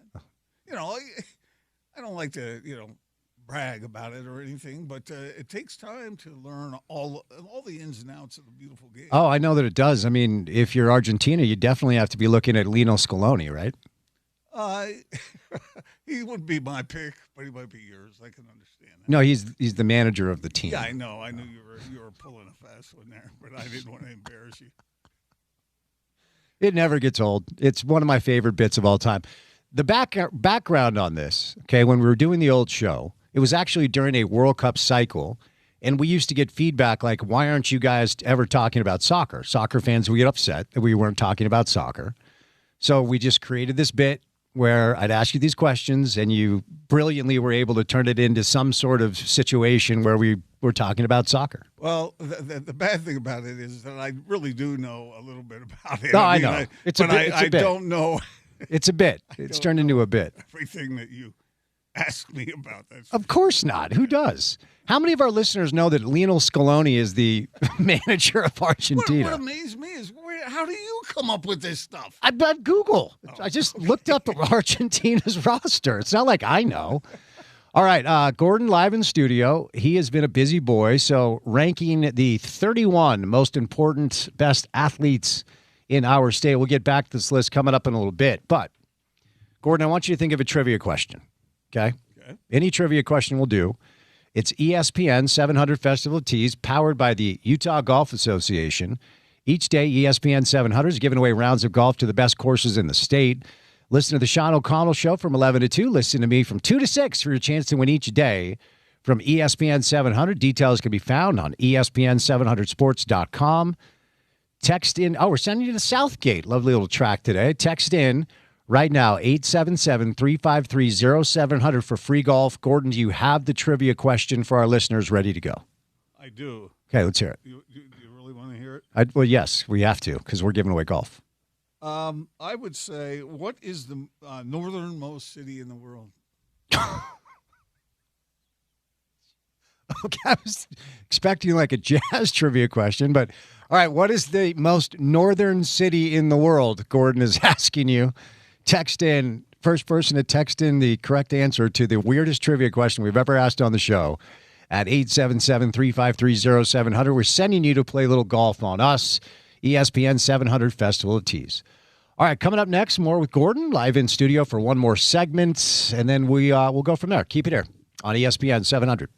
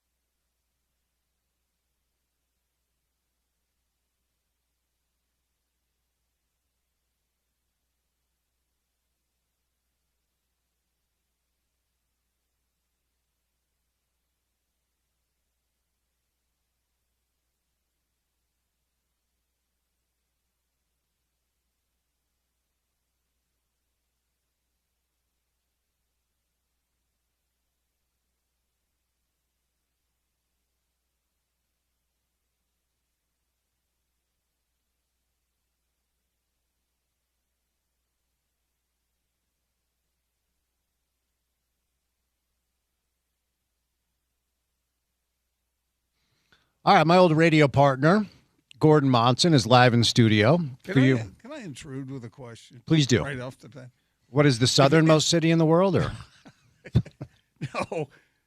Any of your listeners who have been to London and walked across the crosswalk, I'm going to do that. Yeah. Coming up, I don't know exactly when yet, but is it worth it? Or is it really not that big a deal? It's just, for me, it's something I always felt like I needed to do, but for those of many people have done it. Have you done it? Yeah, we did it. And is it worth it? I mean, it's fun. It's quite awkward because there are, and we did the whole thing where you did the arms like you're walking across like the Beatles did. And there are people like waiting. Like you're in the motorists hate you? Yes, you're in a crosswalk where there's this very busy city with a tremendous amount of traffic, and these dopey American, tourists are walking across the street like they're the Beatles. So we did it. It's on video. It was very embarrassing, but it's right outside of the Abbey Road Studios, which you should definitely go see because that's really cool. Can you get in there? Yeah. You have to pay, obviously. For a tour or something? Yeah. I don't know. Unless you're a musician? I'm trying to remember if you have to pay. I think there's like a little gift shop, and then I think you can just go look at it, check it out. That's worth your time. Okay. If you want to do the dopey walk across the street thing, we did it. So did you have 4 people? Yeah, It was me, my son, my dad, and one of my brothers. There you go. So 3 generations of dorks pretending like they're the Beatles. Who had the white suit on? We didn't dress up as if we were the Beatles. Somebody told me that Paul McCartney went back there by himself and did it, and a motorist almost hit him. Oh, really? Yeah. That would have been tragic. Yeah, no kidding. Shout out, Paul. Are we gonna? I mean, how long can he keep going? I don't know. Ringo passed, right? No. So we got Paul and Ringo kicking still. Uh-huh. Okay, fair enough. Yeah. All right, Gordon live in studio. Been a busy boy. Writing for the Salt Lake Tribune. We were talking about the list of the 31 most influential people. 31 most important athletes in the state, right? Sort of. Prominent, important. And the number 31 was calculated because you get more engagement if you write 31 and not 30. I don't know that I believe that, but that's kind of the deal here. Neither. I just did it as sort of an inside joke, but whatever. Bear Bachmeyer at 4. Yeah. So we talked top 3. Bear Bachmeyer at 4. Yep. Obviously, college football around here, very, very popular. BYU football has always moved the needle. I think Utah football in the modern day has kind of joined them as far as interest in our market goes. But you look at Texas Tech, and regardless of what happens at quarterback with them, Brennan Sorsby's appeal today, by the way, was denied. I don't think he's playing college football. I think his career is over. Unfortunate for him because he was thought to be maybe like a first-round prospect in the pro draft. So maybe he goes to the NFL. Ute fans know Will Hammond, their backup quarterback, because he came in here and played some good football. Texas Tech, and as Steve Sarkisian reminded us this week, their schedule is pathetic. They are high speed ahead to the Big 12 championship game. And then it's either BYU or Utah. I mean, I think those are the tiers. Tech at 1, BYU and Utah together, they're right behind them. And if BYU is going to make the Big 12 championship game, it will be on the back of this young quarterback who caught us all off guard last year. That's right. And along the list, Devin Dampier, I had him at 5. So then people say, are you saying that Bachmeyer is better than Devin Dampier? It was so close. I think Bear probably does have. There's more intrigue with Bear, even though Devin is very good. We saw what he did in that Nebraska game. I was just like, wow, that's the good news. Is the bad news that Kyle Whittingham is going to try and swoop him up and take him to Michigan too? I mean, he was almost flawless in that game against Nebraska. And but Bear Bachmeyer, to me, I mean, he's just fascinating. A guy that big, wearing that goofy number, playing the way he does, and every report I got during spring said that he's advanced from last year, and which is what you would expect. I mean, he understands the offense better now, and knows he's a smart guy. I'm looking for an awfully big year out of Bear Bachmeyer this coming season. You know what was interesting last year during camp? And, you know A-Rod, and A-Rod is a friend of the show, and I consider him a friend off air as well.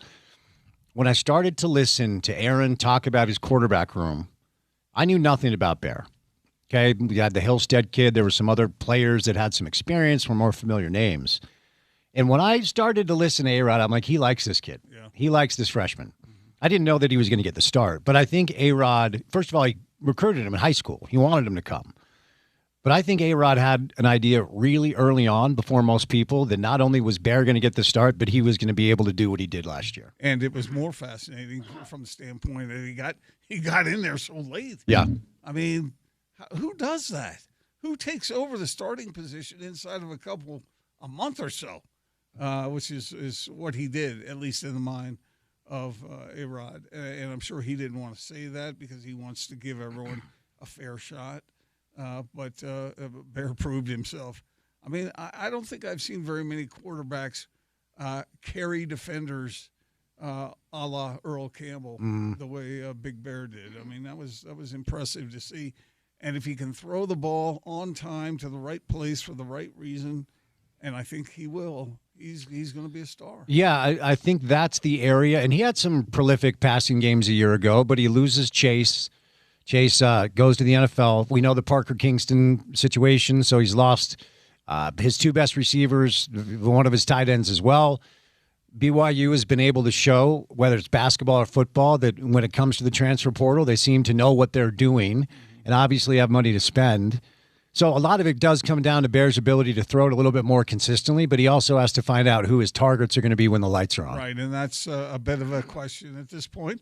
But he still has LJ coming out of the backfield, and that's not going to change. That guy's going to get the ball a whole lot. Yeah, the BYU offense is going to depend on LJ as much as it depends on Bear. Mm-hmm.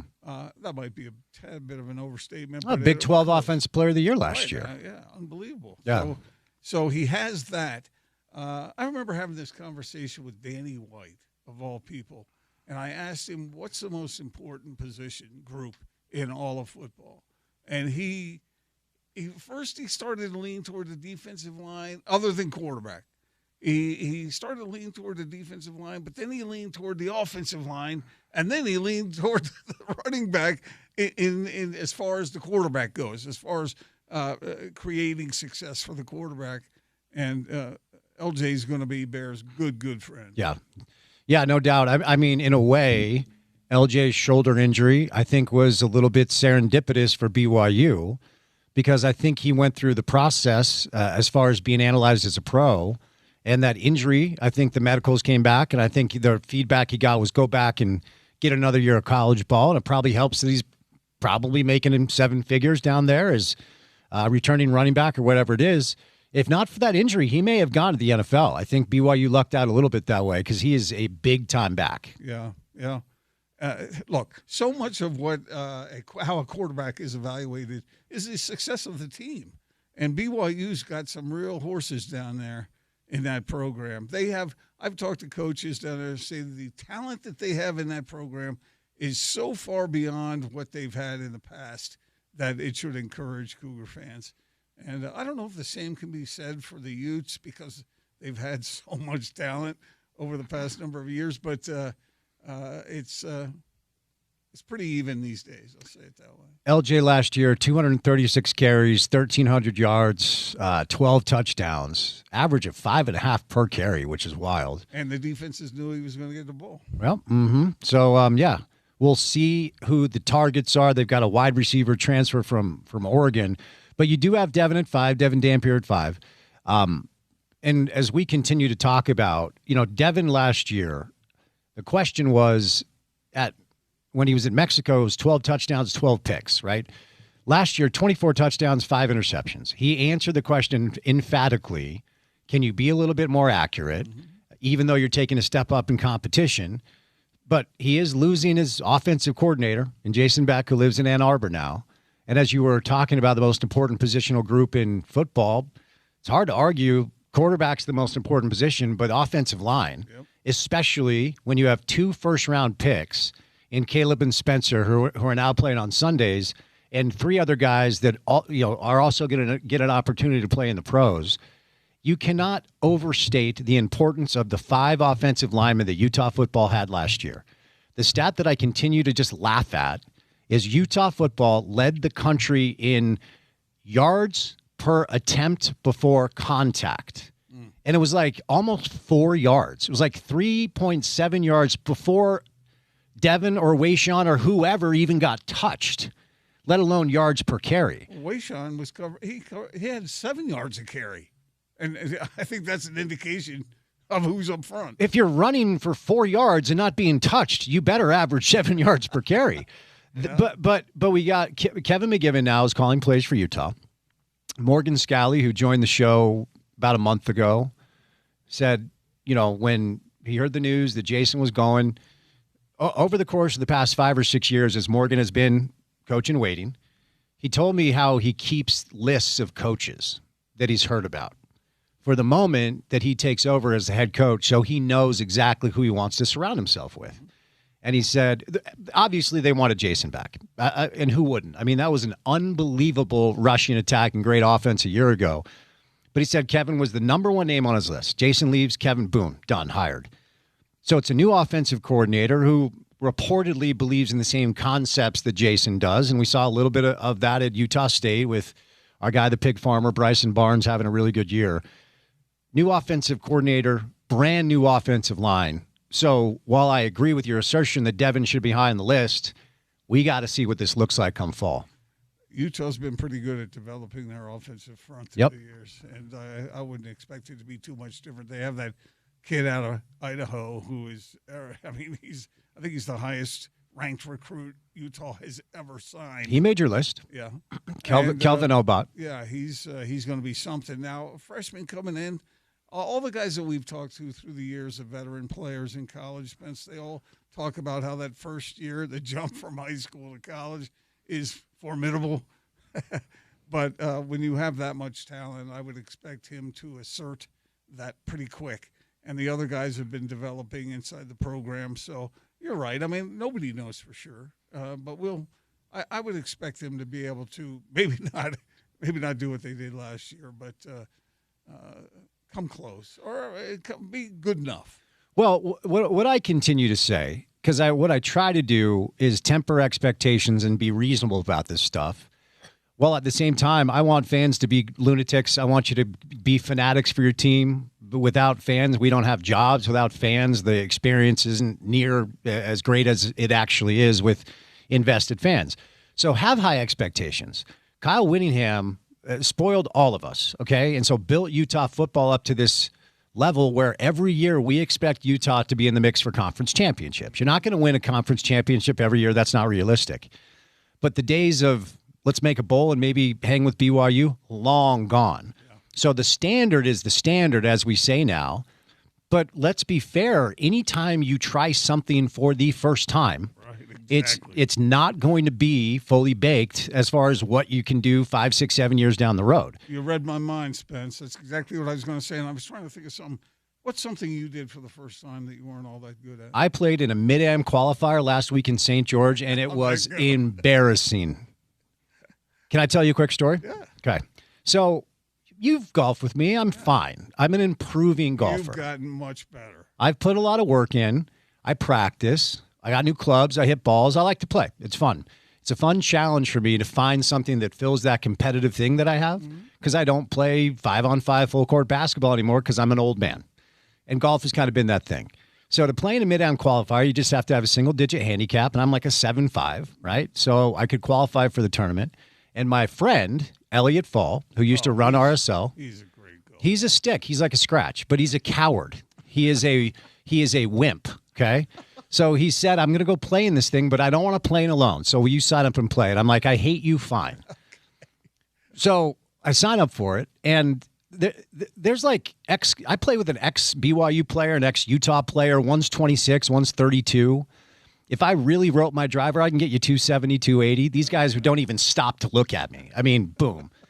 So I knew I was up against it. I wasn't going down there expecting to win. Have you ever played in a tournament, like an actual golf tournament? Just a scramble style. It's brutal, man. There are rules officials on they're freaking galleries. People are there watching the thing. So on the fourth hole, and by the way, I'm learning all these new rules, right? That I didn't know before. The rules now? Unfortunately, I probably should have taken some time to do that before. Golf has so many stupid, dumb rules. Way too many rules, okay? Fourth hole, slice my drive. Close to out of bounds, but I think I'm good. What I know now is you should hit a provisional. Did not. Drive over. Everyone's looking for it. Boom, can't find it. Rules officials like, you got to go back and re-tee. Were you in the O'Brien's yard? I was in someone's yard. Okay, so drive back, hook my second drive. Same thing. You overcompensate. Yeah, exactly. You know the deal. That's what you do in golf. Yeah. So drive up, can't see it. Rules official, you got to go back. Third time. Because if you hit it out of bounds on a white stake, you got to go back. If it's red, you can drop. Who knew? Dumb. Third drive, slice, same. Fourth shot, okay? I go back to re-tee for the fourth time. There are 3 groups waiting to tee off. So, Gordo, the knees start shaking. I'm just like, luckily hit that one into play. I had to card a 10 on that hole, a 9 on the next hole, because I lost two more balls. So at that point, I was just done. But Spence, see, this is what you should have kept in mind at that point. Kevin Na. Oh, yeah. Remember? Oh, my God. He got a 16 on a hole. He did. Remember that? Yeah. It was that hilarious. was brutal. He's in the woods, Yeah. and then they can't find it, and then he's in the woods again. That sound is hilarious. Oh, yeah. The announcers. Like, oh, man. Like, yeah, oof. You hear the ball hit the tree. Oh, man. So what I'm saying is it happens to the best golfers in the world sometimes. So, I mean, I know it was your first time doing that, but I'm going to try again. Yeah. I shot a 94, and I took 19 strokes on 2 holes. So other than those 2 holes, you were all right? Yeah, unfortunately, that's golf, though. You got to avoid the blow-up holes. But anyway, yes, when you try something for the first time, if you've never done it before, there's a good chance it's going to be tough. Two things can be true. I'm thrilled for Witt, and I will be watching Michigan football, and I will be cheering for Kyle to do well. But I think this is Morgan's time. I think he's ready for it, but I think for expectations for Utah football fans, it's his first time as a head coach. This his first year. time, and I know I've had the experience of not being very good the first time. My wife told me that. Okay, all right. But anyway, it will be a bit of a challenge for Morgan. He obviously knows what it is. He knows, but to do it actually, to be sitting in that seat, it's a new deal for him. But he's going to be okay. I agree with you. Yeah, I think he's very capable, very smart, and you know what other thing? He's fun to be around. Yeah, he's the best. Hey, if you want to know about Utah football this next season, let me just tell your listeners now, if you don't know this already, listen to Spence, because you have certain, what's the word? Charisma, talent, handsome. The pipeline talented to certain people in the program, wink, wink, wink, that you'll be able to pass along to your listeners. So keep that in mind. See, the problem with this analogy is Morgan will improve rapidly while you're 50 years into your marriage and it never got better. Did Lisa talk to you? I'm just teasing you. But no, I'm pumped for Morgan. I think he's ready for this. I think he's assembled a good staff. He had us up there. You were there, and I was able to sit next to Jordan Gross. That was impressive. It was. And I think Jordan is a really impressive guy because we talk a lot about the shoes that Morgan has to fill. Jordan Gross has some big shoes to fill as well. Jim was pretty good at developing offensive linemen. I'm not sure that shoes get much bigger than what size he wears. Right? Yeah. Yeah. Anyway, it's going to be a very interesting football season for Ute fans. And you know what else about it? Is, Kyle was talking about how certain people were tired of him and wanted to see him go and all that sort of thing. But when you have a new guy in there and a guy that you're familiar with, but you've never seen him do this, that just adds more intrigue to the season.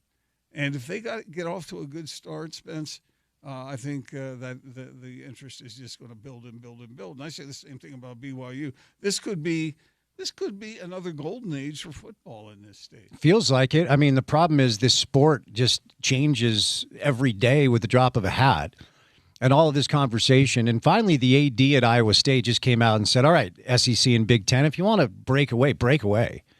Because everyone feels like the inevitable future of college football looks like the NFL and the two conferences that are calling all the shots. I mean, we are waiting for SEC meetings to end to find out what they want for CFP expansion before we have any idea. The Big 12 doesn't have a say in this, okay? The ACC, they don't have a say in this. It's either the Big 10 or the SEC. They have to agree. And I think the only thing that I think can get in the way of what I agree with you is going to be a great era of college football in our state is if this, what some people believe is an inevitability, happens and the Big Ten and the SEC break away to form their own thing and BYU and Utah are not part of it. I think they would be, but there's no guarantee there. I think they would be part of the overall survivors of college football. But whether it'll be as a part of those conferences, see, that's now you've got biases involved that you might not ordinarily have. You know, when I hear about this discussion, and there are those who say, oh, well, the SEC, we're sick of them, the Big Ten, we're sick of them. Let them go. Let them go. We'll just get by with people who want to be a part of it. And then there are others who say, no, wait a minute, without those two, you'd be in big trouble. Where are you on that?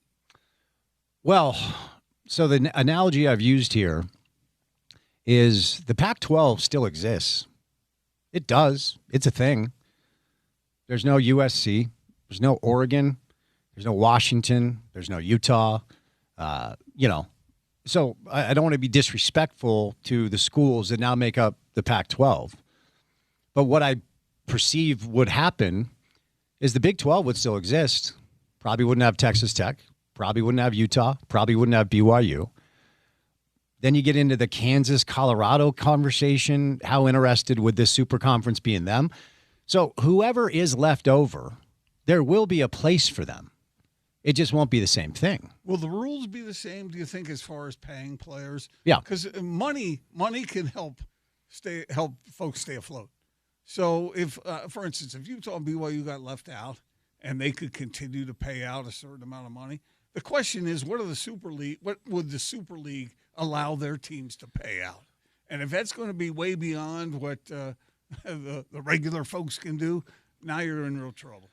Right. Because you're not going to get those guys. Right. And you're not going to have the same revenue streams, right? So like the Pac-12, the new Pac-12 or G5 schools, they just don't have access to the same television revenue that the P4, well, it's really P2, but the P4 conferences have the majority of the television revenue because they have the better TV deals. I mean, where George Kliavkoff failed ultimately was he failed to read the room, and Brett Yormark went and got the last TV deal on the market, and the Pac-12 was left to die.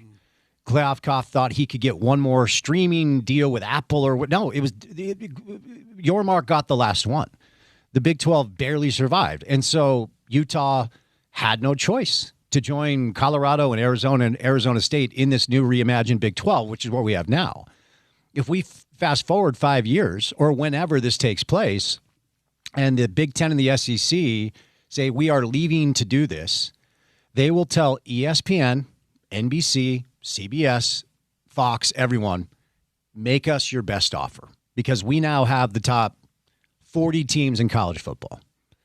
And then what will be left over in the market will then go to this secondary league, which will probably be comprised of whatever's left over in the ACC because they'll take Miami and Florida State.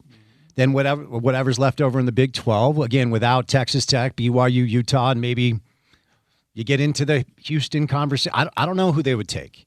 So there will be a Big 12. There will be an ACC because there still is a Pac-12.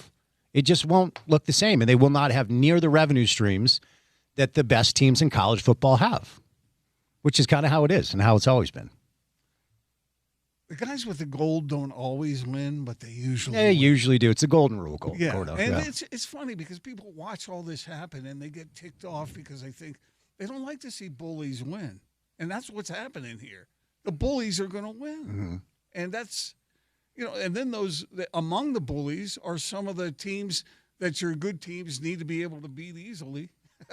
They're still included. Mm-hmm. And so then when you look at Utah and BYU and you're going, well, Utah and BYU are way better than some of the teams at the bottom half of the Big Ten or the SEC. It's not fair to see them left behind. Fair's got nothing to do with it. No, it doesn't. I mean, look, every year, if you pay attention to the College Football Committee, they tell us really early the Big 12 is one bid. You have to win the conference. If you want to be part of our party at the end of the year, you have to go win your conference. They tell us that pretty early. So if you're BYU or Utah, you're going to have to beat Tech. And even if Brendan Sorsby isn't under center, they're the prohibitive favorite to win the Big 12 and therefore go to the CFP. And I think Utah and BYU would be left out if you don't win the Big 12. What happened? What would have happened last year if BYU had won the Big 12? They would have got their heads kicked in like Tech did. But would the committee have included Tech? Good question. I'm inclined to say no. Oh, Spence, they had to, didn't they? I feel like they should give the second or third place team in the Big 12 a better look. But the problem is we can say that in Big 12 country, and they can say, did you see Oregon undress your boys? Right? Like, True. sorry. True. That didn't work out so well. Just kind of how it went. So anyway, we'll see. Obviously, college football of great interest, and I think both teams will be really, really good this year. What's going to be torturous, Spence, is until the next TV deal round, when these things are really going to be put in place. Right. People get to just sort of hang and suffer and not know what's going to happen. It's wild. Like, if you read any of the college football writers discuss the current landscape, they don't even pretend. They just say, yeah, the Big Ten wants 24 teams. The SEC wants 16. They don't say the Big 12 wants. Then Yormark releases a statement. It's like, okay, Brett, sorry, that's cute that's what you want. We'll let you know when we decide what we want. Yeah. This is a sport being run by two conferences. It just exactly is. Right. And, the funny thing about it is, even though it used to be spread out a little bit, it's always been ruled by the kingpins. Yep. Yeah, it has. It has. Your listeners know that better than anybody because of what's happened in the past and the opportunities that were available to Utah once they got into the Pac-12. And then suddenly there's a whole new respect there. Now you're among us. Yep. Now you're one of us. Well, I mean, now we'll see how it all shakes out. I don't know. All right, before I set you loose, I want your pick to win the World Cup, and then I want a sleeper team, and why? Well, I got to go with Deutschland. Okay. I'll go with Deutschland. Okay. And then let's see. A long shot? Yeah, long shot. How about the Netherlands? The Dutch, as they say. Yeah. Okay. All right, man. Well, great to see you as always. Good to see you, Spence. Don't be a stranger. Best to Lisa and the girls, okay? All right, same to you. The great Gordon Monson, of course, from the Salt Lake Tribune. Go to sltrib.com where they will give you a link to cancel your membership, then charge you $70. All right. Before we catch a break. Thank you very much. New client on the show, Game Day Men's Health. Okay, here's the deal. We are about to turn our calendars to June, which means you have about 6 months behind you with your New Year's resolution of getting back in shape, losing weight, or getting in better shape. I would ask you how it's going so far. If you're frustrated with the lack of progress, then Game Day Men's Health can really help you out. Now, here's the deal. A couple of years ago, I set this resolution. That I'm going to get in the best shape I've ever been in as an adult. I'm going to finally do the thing. We all talk about the thing, but then you try to do the thing, and then as you age, it's harder than it used to be. So, had a friend recommend Game Day Men's Health, asked me if I had ever supplemented testosterone before, which I had not, and they helped me out. Here's the deal. They're giving you the same deal they give me, which makes it really affordable. Summer is right around the corner. Don't be the guy wearing the T-shirt at the pool. Okay, number one, go to GameDayMen'sHealth.com and schedule your free consultation with no obligation. You should do that no matter what, because then you can learn the process. It doesn't cost you a dime. It takes about 20 minutes. GameDayMen'sHealth.com. They're going to take some blood, and then they're going to go over your levels with you to say, okay, you're doing well here, a little deficient over here, so we can help you out. For me, it was supplementing testosterone, which has been a game changer for me, and then utilizing some of their peptides. Almost 3 years later, I've maintained the shape because I go see them every couple months for updated blood work. I'm actually going in tonight after the show. So step number one, free consultation, Game Day Men's Health. But here's the kicker, okay? Because a lot of this stuff can be expensive. Once upon a time, it was kind of safe for athletes or celebrities or super rich people. Not here, though, because they are giving you 50% off. 50. Not 5, not 10, not 20. 50% off your membership if you tell them you heard me talking about it on the show. It is a no-brainer. Go get it done. Get back in shape. Lose some weight. GameDayMen'sHealth.com. That is GameDayMen'sHealth.com. All right, Adam Mikulich joins us coming up next on ESPN 700.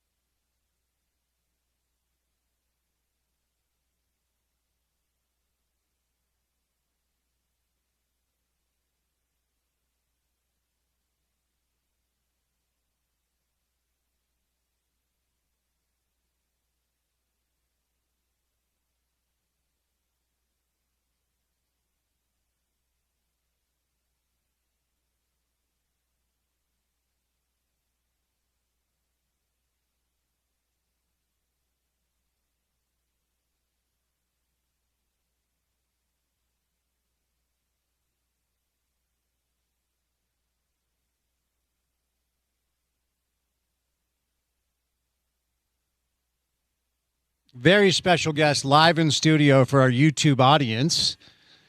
He looks like he's about to go fishing. When you see Adam Mikulich, he's usually dressed in a nice suit, ready to do some TV. Did not know you were joining us in studio. I appreciate your time, man. How are you? Absolutely. I'm doing fine. How about you? Happy Memorial Day. I'm good to you as well. Adam has become a coach of mine, helping me learn the television industry. I'll tell you what, man, it's an entirely different world, isn't it? TV and radio are two very different skill sets. Yeah, they are. I come in here and it's nice and relaxed and it's long format. And you can just have a time to kind of catch up and shoot the breeze. And whenever we wrap up Adam and Spence on Sunday nights, we're always trying to hit about 9 minutes. Yep. First thing you ask me is, how did we do? Yep. And if it's 9:05, we're looking good. If it's 9:15, we just got to shuffle a little stuff around. But it's totally different. Yeah, it's the precision that has been something for me to get used to. Always thinking about the pictures throughout the course of the process too. Yeah. And one of the things you do when you're your own photographer, as I have been for almost 18 years of my career, you just kind of when you get something visual that goes through your viewfinder, it just kind of perks something up in your brain, and you think, I can write to that. Interesting. I have a sound bite that I want to correlate to that, and so when the pictures and the sound and everything comes together, that's what makes it a lot of fun. How calculated? Because you're the type of guy that creates a tremendous amount of value because of how many tools are in your tool belt. Like Dave Fox can't walk and chew gum at the same time, let alone film something. Shout out Dave, our guy. Yeah. How calculated were you to learn as many skills as you possibly could, as opposed to just being a guy that's on TV? Well, my generation of sportscasters never really had an option. Okay. I can remember when I was a young producer in Seattle just out of college. I was not on television for my first 4 years after Washington State. Okay. I was a producer at Fox Sports. And my uncle, who's a veteran of the sportscasting industry and on-air personality in Spokane, he used to bring me back to earth as high as I could possibly be, telling him about being down on the field, some interviews that I did. I get to interview Ichiro every once in a while. And, these are memorable experiences. That's cool, yeah. He'd always say, Adam, you're nothing until you learn how to shoot. So he was always reminding me, until you're a photographer, you're not going to even get to start being where you want to be. Interesting. And he was absolutely right. Mm-hmm. And there's two kinds of people in this industry. There's a kind of person who puts a camera on their shoulder and they want to take it off as soon as possible. But you should probably embrace the present, right? And try and enjoy what you're doing. So when I got to Southeast Idaho, and it literally was, here's a camera, here's a microphone, go tell stories. Yeah. No training, nothing whatsoever. A lot of trial and error, making sure you get things done the right way. And I embraced all of it. I mean, honestly, if you have more tools in your tool belt, you're ultimately going to be, more valuable down the road. So I never turned down the opportunity to learn anything. It's a smart way to do it. And if there are any young listeners out there that are tuning Always in, hoping there are. Yeah, or if you're a parent of a young person that's interested in this industry, I think the best advice possible is just learn as much as you can and take every opportunity that comes your way as well. I mean, when I first kind of got into this space and I realized it was something that I was interested in, I did Saturday shows. I did pre-, and post-game for BYU football, Utah basketball, when nobody was listening to those shows, RSL. Any time I had a chance to talk into a microphone when I first started, I'm like, this is what you have to do if you want to learn how to do this. Yeah. As opposed to, feeling like you're entitled to this or that. Like, if you want to get into this, the best thing you can do is learn as much as you can and take advantage of every opportunity that comes your way. Yeah, all television has done since I, got into the racket back in the year 2000 exactly. All that's happened is positions have literally been consolidated. Yeah. One of the greatest symbiotic relationships that you ever got to witness in television was a relationship between a director, so the one who takes the cameras, pulls the punches, rolls the tapes, the ones that call for it, and then the technical director is the one that actually makes it happen. That still exists in TV trucks, like big production trucks that do the Super Bowl, that do, Utah Jazz games, things like that. But in a television newsroom, if you go into that control room, the technical director and the director have become the exact same person. So over years, again, going back to that tool belt, the more tools you have in your belt, the more valuable you ultimately are. And if you're, an aspiring television personality, you're going to wind up in a small market like Idaho Falls, where I started, and you're going to be your own producer. So you should know how to stack a show, put it together. You're going to have to edit all your own stuff. And it's a crazy game out there, but it's really rewarding when it all comes together. How does your process compare to, what makes your process unique? I feel like some people like to write every segment out. They want everything on the prompter. I feel like some people don't want the prompter on at all. Some people only have one skill, right? So when it comes to what you bring to the table, what do you think makes your approach uniquely you? Okay, that's a really good question. And everything I do comes with a beginning, a middle, and an end. Okay. And so that's proper storytelling. So if you're thinking of it in terms of an essay, and writing is kind of my first love and something that I was really good at growing up, tell them what you're going to tell them, tell them what you told them. That's basically the lay of the land when it comes to it. So give them a little background, a little history on the event that you're covering, show them exactly what happened, let the characters that all played a part in the game tell their version of the story, and then put your own little spin on it and try and move it a little bit forward at the very end. A tag, ultimately, is what we call it in the industry. So if I'm covering a BYU football game or a Utah football game or pretty much anything else, that's kind of the approach I take to it. Interesting. Make everything come full circle. What sport do you think lends itself? Because I was talking about this earlier. There's something about soccer documentaries that I think are really fascinating. And I did not grow up a soccer fan. In fact, I grew up the exact opposite. I could not stand it. Holy darn. I think I told you, maybe I haven't told you the story, but in 2004, I was living here, and my father flies in. Is this when your dad took you to lunch? Yeah. Tell the story. I love this story. My father flies in, and he had left the Garden about a year and a half before that. So he was trying to figure out what his next move was going to be. And he called my sister and I. My sister was at BYU. So come up to Salt Lake. We're going to go to lunch. It was Cafe Pierpont, no longer there. It was his favorite Mexican spot back in the day. Yeah. And he says, I've decided with a group of partners of mine, we are going to bring a soccer team to Utah. And I said, that's the dumbest idea I have ever heard you have. Like, what a horrible idea. And obviously, he was right. It's turned out to be a great addition. But right now on HBO, they're running a documentary on the U.S. men's national team, and it's a docu-series. Okay. So they have two episodes in the books. Ironically enough, episode 3 is tonight, and it's about Diego Luna, who did not make the team. Wow. So unfortunately, like, it's awesome for Diego to get exposure, but they shot this documentary months ago, and then news comes out that Diego's not going to make the team. Which sport do you think lends to the best storytelling when it comes to what you do? Wow, that's a really good story. That's a really good question, actually. And honestly, I didn't know. My buddy who let me kind of pirate his HBO Max account for a while decided that I was cut off. So that's too bad. So I haven't had access to HBO in a while. Okay, think about baseball. 162 games. It's a real slow burn. Mm-hmm. So that's different. I think you can cram a lot into a basketball game. Mm-hmm. And honestly, how do I put this? When I was a young producer in Seattle, I had a really good time going and covering Sonics games. And I thought to myself, if I could find a way to be a beat guy, to be a member of a broadcast crew for an NBA basketball team, that would be a lot of fun. It's also a really simple game. It's 5-on-5. It's beautiful when it works. It's absolutely chaotic when it doesn't. And there's something about that game.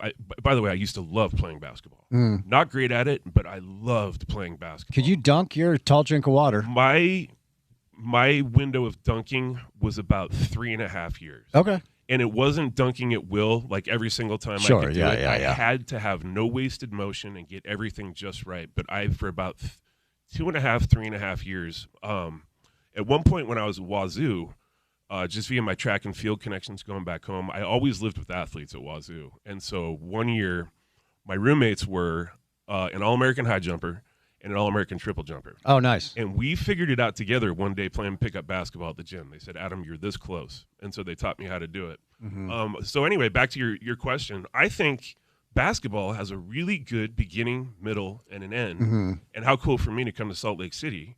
And especially when I first got here, all of a sudden I'm covering Utah Jazz games. Yeah. It was so much fun. Getting to know guys like Gordy Chiesa, who make it even more simple. So I hope I answered your question. Yeah. So during your time around the Sonics, was this Sean Kemp and Gary Payton? Was this? Okay. No, this would have been early 2000s, so more like Richard Mendenhall. I actually witnessed the Gary Payton-Ray Allen trade. Okay. So that was one of the first big stories that I got stuck on the beat. And the reason as a young producer who wasn't a television personality is out doing this is we had anchor-driven broadcasts. Mm-hmm. So I got to go out and do all the dirty work and the legwork. So, yeah, let's see. Would have been Ray Allen and Kevin Ollie, Rashard Lewis. Who were some other guys on those teams? Reggie Evans. Remember Reggie Evans could rebound. For our younger Nate NBA, McMillan was the coach. For our younger NBA fans, Kevin Durant wore a Seattle Sonics jersey once upon a time. Yeah, he did. Those were fun times. What do you But I did grow up watching Sean Kemp and Gary Payton. I loved those teams. Boy, oh boy, those were fun teams. And I mean, obviously, I'm a lifelong. I want Jazz and Knicks. Those are my teams. Want them to win. That's where my fandom is. But there were teams throughout the course of my watching and growing up in the league where I just kind of gravitated towards them.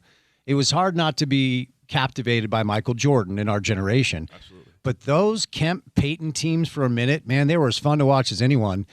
When I found out that Seattle was losing the Sonics, and then the backstory, I am a David Stern guy, okay? Like, without David Stern's my father's main mentor. Without David Stern, I don't know what our family's life looks like, honestly. Like, he's the one that got my dad to start in the business. That's the one blemish on his record that I can never really understand why they went about their. I know there was the stadium thing and the money and Howard Schultz, all the things. I understand why. It sounds like they're going to get their team back in the next couple of years. What does that mean to that city? It's kind of, how do I put this? I feel like it's a consolation prize. Okay. It's all a matter of two. It sounds like they're going to try and move them down to Seattle because Climate Pledge Arena is thriving, and they did get that taken care of. There was talk about it moving to Bellevue for a while. Oh, okay. And that would have gotten really, really political with people back home. There's a real East Side, West Side thing. Not that people don't get along, but all the new money is on the East Side. And that's where actually I lived post-college, and then all the old money and the historic, all the history goes back to Seattle. I feel like it's a bit of a consolation prize, but everybody will jump on board, and it will start moving in the right direction.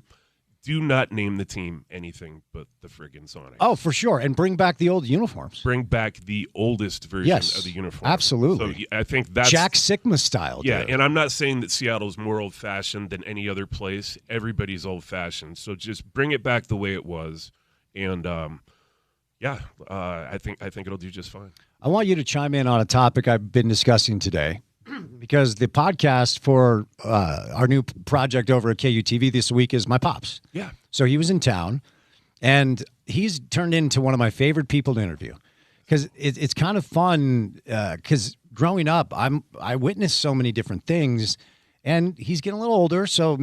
But I can jar his memory, and he goes back. He's like, "Oh yeah," and then suddenly this great story, and we talked a lot about building the Jazz, then bringing RSL here. And you've been with us for how long? It'll be 16 years in July. So you're essentially a Utah. Yeah, you're essentially a local now. I call myself a Utah. Yeah, as you should. You've been here long enough and seen enough things to have a good take on this topic we've been discussing. I asked him, because he's Bountiful boy, born and raised. Met my mom at Bountiful High. They're high school sweethearts. Cool. So they've lived back east for 30 years, but his roots are here, and my family's roots are here. And all of my relatives trekked from Europe and ended up in Salt Lake City because they walked across the country, right? So we always talk about what Utahns want from their teams. The reason we've been talking about this today is it was interesting to hear my father give his take on it, but the Utah Mammoth have been embraced in this community instantly, famously, immediately, and I think part of it is hockey culture where you show up and you play. And even if you might be a little hurt, you show up and you play. And you're going to take a puck to the jaw and lose 7 teeth, and you're going to go get stitched up and play in the third period. I think one of the reasons Utahns have gravitated towards the Mammoth the way that they have is that's what we want. We want you to show up and give an honest. Everyone wants their team to win.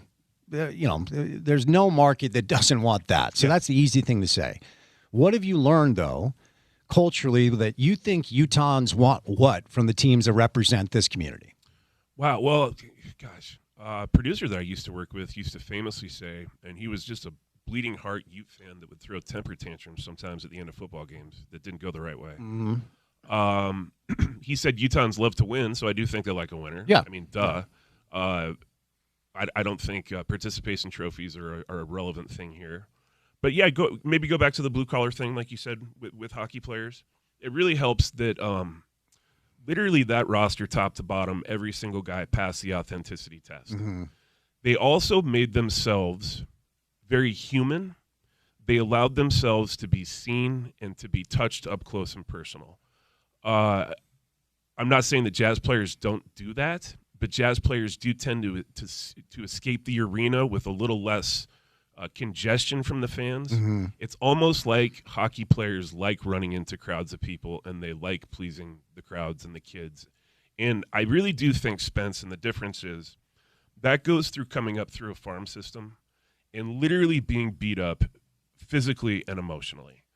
By the time those guys go through 3 or 4 really small towns, really rough living conditions, a rigorous schedule, they're just as human as they possibly can be, and they appreciate the view from the top so much more. Yeah.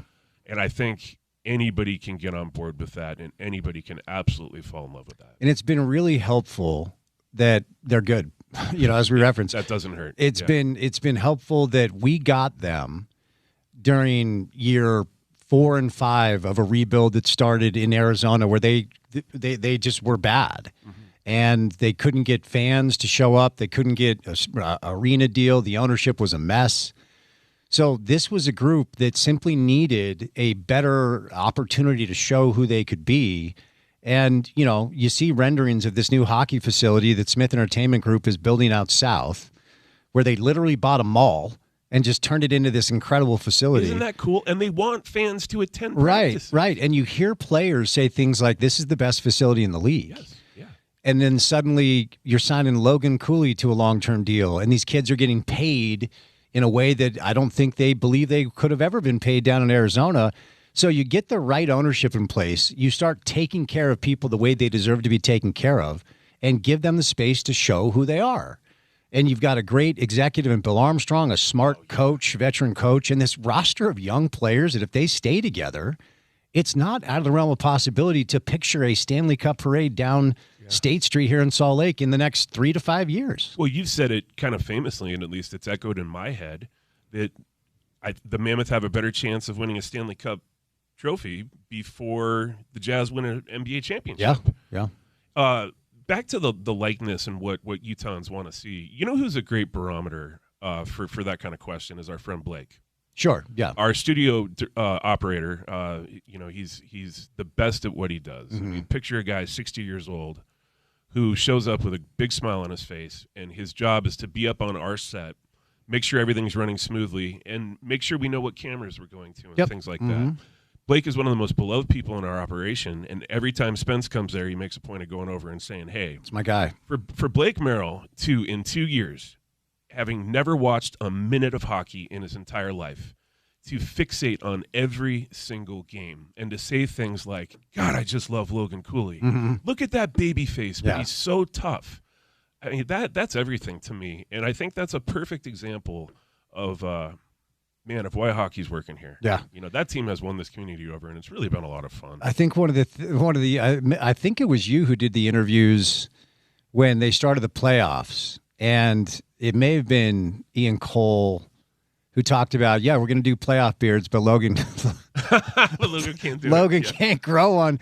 And they you pan over to Logan, this baby-faced kid who's trying, and it looks like, he's a teenager that hasn't fully formed yet, But it is a good mix of these veteran players they've brought in that do have Stanley Cup experience, and these young, like Logan to me is the guy. Clayton Keller's awesome. Dylan Gunther's incredible. But I was curious to see when the playoffs started, when the pressure was on and the lights were the brightest, who was gonna be, and I really felt like Logan introduced himself to the country, especially those first 2 games in Vegas. He was the star of those first 2 games. Yeah. So it'll be fun to see. Before I let you get out of here to enjoy some time off, because you definitely deserve it. Of course, number 2 pick in the draft. This is the deal. This is so exciting. Yeah, it really is historic. And when something is historic and newsworthy, it deserves to be talked about as much as possible. This is a franchise that has never had lottery luck. But we have this confluence of events that I find this draft cycle to be very intriguing about. Coming on the 23rd, right around the corner, it's not just the number 2 pick. It's that 2 of the top 3 prospects have ties to Utah. That does matter. I know some people say just go pick the best player available and then look, I am a give me the talent guy. Gordon Hayward, Donovan Mitchell, Rudy Gobert.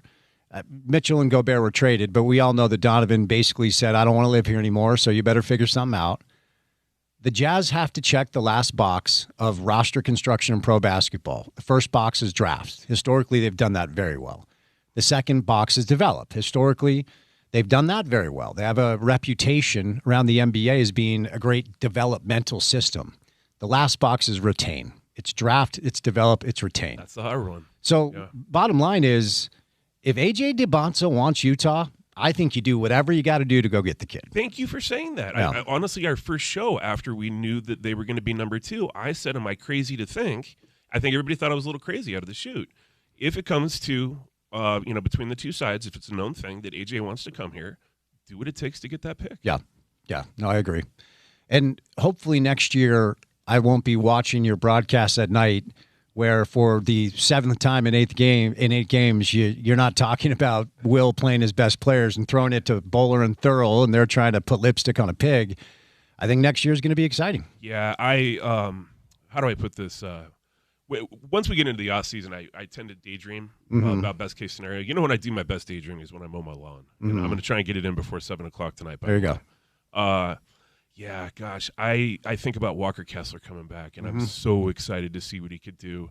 I think that Bulldog, that wonderful boy, set out this entire season just thinking to himself, I know exactly what I'm going to do when I come back. Yeah. I know exactly how I'm going to do it.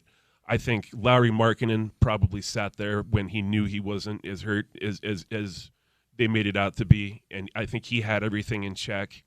I think it could be a lot of fun and keep the veteran talent that you have around. For sure. I want to see Yusuf Nurkic here. I want to see Kevin Love here. I want to see them mentoring young players and then playing quality minutes when they get onto the floor. The worst time I had covering the Utah Jazz is when a couple of the veterans in that locker room during losing seasons were making fun of the young players at the end of games. Yeah. I mean, Enes Kanter would come out wearing a fur coat, and he looked ridiculous. But they just started making fun of the young guys who were the ones putting it all out there on the floor. And I just thought to myself, this is bad juju. I never want to see it again. I'm really excited to see what this team can do. Yep, it's going to make the cycle a lot more entertaining. Go mow your lawn, buddy. Great to see you. And thanks for all your help. Thanks for all, Apologize to everybody at home. I'm a little bit groggy today. After you see how hard I work on Sundays. Yeah. Once Sunday is over, I get a little sluggish. But thank you for having me, and this is an absolute blast every time I. You got it, man. No, you grind. I mean, I complain that I have to come in for 15 minutes on a Sunday, and you're there all night. Well, you helped me out with 9 minutes of that show, and honestly, I've really enjoyed our segment. Adam and Spence, Sunday nights on Talking Sports. Yes, sir. We're going to keep it going for as long as we can, buddy. My man, good to see you. Be good. All right. You too. Thanks. Adam Miklich stops by today, courtesy of IFA Country Stores. You are the turf whisperer, the grass cutting guru.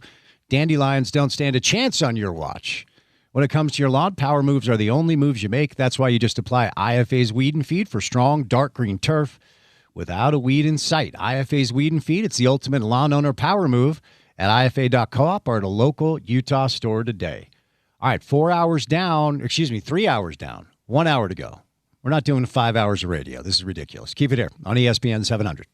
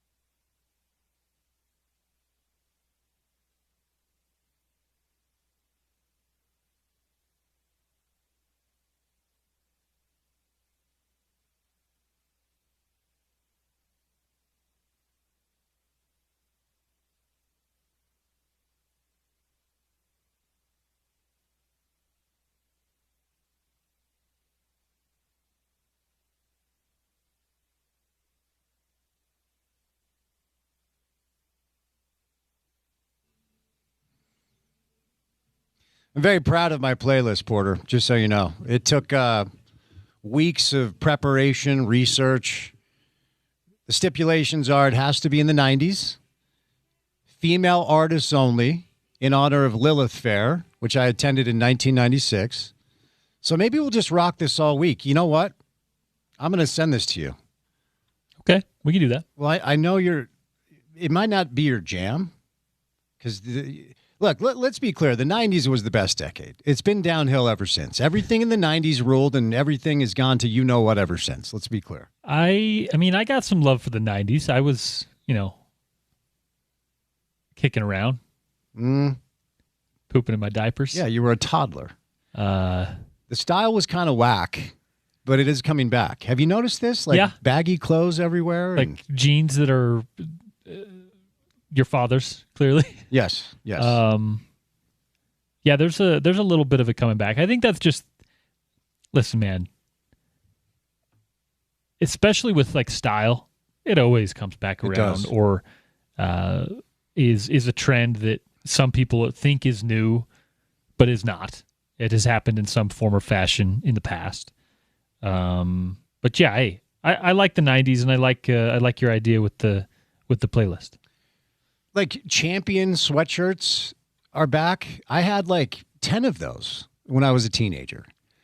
I should have just kept all of my clothes from the 90s. I was gonna say Champion gear was cool, and then it got like, it was just cheap, so it wasn't cool, and now it's cool again. They at one point they were the NBA uniform manufacturer. I got some Champion stuff. Yeah, I swear, living up close to campus, you see all these college kids running around, and you're like, wait, why are you dressing like you're cosplaying from 1995? It's a weird thing. But proud of the playlist. Send it to you, and we'll go from there. All right, we have some playoff hockey on the show today. I should say on the station tonight. Avalanche Golden Knights. The Golden Knights are on the precipice of sweeping Colorado. Colorado had a 3-0 lead. Vegas scored 5 unanswered goals to beat them in Game 3. So the Avs were the favorite to not just win this series, but winning the Stanley Cup. It looks like Nathan McKinnon is going to play tonight for Colorado, which is a big deal there.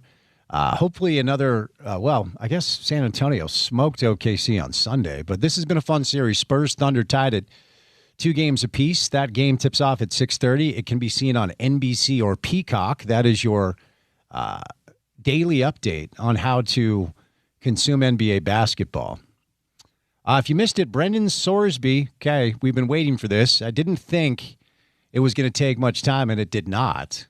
So the NCAA has denied Brendan Sorsby's request to be reinstated as eligible for the 2026 season, even as the school's president publicly backed Sorsby's desire to play for Texas Tech this upcoming season amid what is being referred to as a, quote, complex situation. Brendan Sorsby completed a 35-day stint in a residential treatment facility for his gambling addiction. I don't see a world, Porter, where he plays college football ever again. I think this is look, when it comes to stuff like this, not just the NCAA, the unfortunate secret is leagues, governing bodies, they look for an example to set and precedent to set moving forward. If they allow Brendan Sorsby to come back and play this year after what was uncovered, I mean, this was not a couple of rogue bets over the course of 5 or 6 months. This was years and years and years and hundreds of bets, including on a team that he was on. He didn't play in Indiana's games. I don't see any world where Brendan Sorsby plays college football again. Nor should he. And I hate to say that as someone who, people are redeemable. Your actions are not, there's not finality behind a lot of them. But the thing is the precedent you mentioned is set, and it's very clear. It is very clear when you become an NCAA athlete what the rules are in that regard and in that direction. If you have been through any of those player-student meetings, they pound it through your head, Spence, and it's just something that there's not really an excuse for. Maybe there should be some leniency on kids being able to make wagers in certain forms, but when it comes to a game involving a team that you are wearing a uniform for, I got zero sympathy for you when you go down that road, because regardless of whether you played or not, you're in those meetings, you're in the quarterback room, you're talking to your coach, you're part of that situation. So it's a line that I think the NCAA has to come down really hard on, and I'm glad that they seem like they are. Now it's going to hit the courts. It's going to continue to go, and we'll see a lot of billable hours in the next several months. But no, I think this is one where if that precedent isn't already very clear, which I think it is, you have to make it very clear with Brendan Sorsby and kids who may be going down that same path. And I think with college athletes right now, it may be more pertinent than ever, because we've talked about this a lot, man. There is the rate that young people are gambling on anything and everything is very well documented. And if you want to be a college athlete, I think you should be pretty careful about that, because it's a slippery slope. And we're seeing now in the real world of sports why the NCAA takes it seriously, why leagues take it seriously, why I hope the NBA takes it very seriously, because it can cause a lot of issues, and it can cause a lot of perception issues and a lot of legal issues. So, probably not going to see Brendan Sorsby in a college uniform, but supplemental drafts coming up, so maybe we see him there. Once your consumers believe that your product might be compromised, that's where the panic sets in with anybody who runs a team, a league. It's why the Pete Rose stuff was handled the way that it was, not just in the moment, but forever. That is the biggest fear of anyone who runs a governing body in professional or college sports, your consumer believing your product is compromised because of the behavior of players or coaches, or sometimes officials. Tim Donahue in pro basketball, it's why that dude was thrown out and told you can never come back here. So Sorsby will be in court coming up on June 1st in Lubbock County. Lawrence Chovanec, the president of Texas Tech, sent a letter to the Texas Tech community, and just one quick piece of a quote: "We believe that given the facts and the context of Brendan's case, the NCAA's ruling should be reversed or modified. As a generation of college athletes face the legalization and rapid proliferation of sports betting in our country, gambling addiction is rising to the point of epidemic among college-age men in particular. The NCAA's stated mission includes, quote, fostering student athletes' lifelong well-being, and they have claimed their goal is to promote a culture of care for student athletes and their mental health. Gambling addiction is a clinically recognized behavioral disorder," which is true. Sorsby released a statement earlier today on his socials, quote, "If I am blessed and fortunate enough to have the opportunity to continue my college career at Texas Tech, I will get the support I need, including through the school's Center for Students in Addiction Recovery. I am deeply sorry to everyone I've disappointed and committed to the hard and necessary work ahead." He goes on. You can look at his socials if you want to read the entire thing. He only has 1 year left of eligibility, and the lawsuit revealed his lawyers asked for a 2-game suspension instead of not playing all year. So, look, you feel bad for the kid. Certainly he's going to take a lot of crap from college football fans who are lunatics anyway, and Texas Tech fans who are going to be upset. To make it a football story, Utah fans are very familiar with Will Hammond, their backup, who is coming back from an injury. Regardless of who's under center, I think Tech will be the favorite to win the Big 12 again. Some breaking news here. Josh Jacobs has been arrested and faces several domestic violence charges. This is just coming down.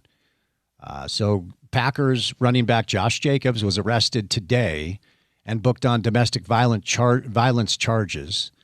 28 years old, domestic abuse, criminal damage to property, domestic abuse, disorderly conduct, domestic abuse, strangulation, and suffocation and intimidation of a victim. Oh, gosh. So not to end the show on a downer, but there you go. All right, fun night tonight with some Stanley Cup playoff hockey.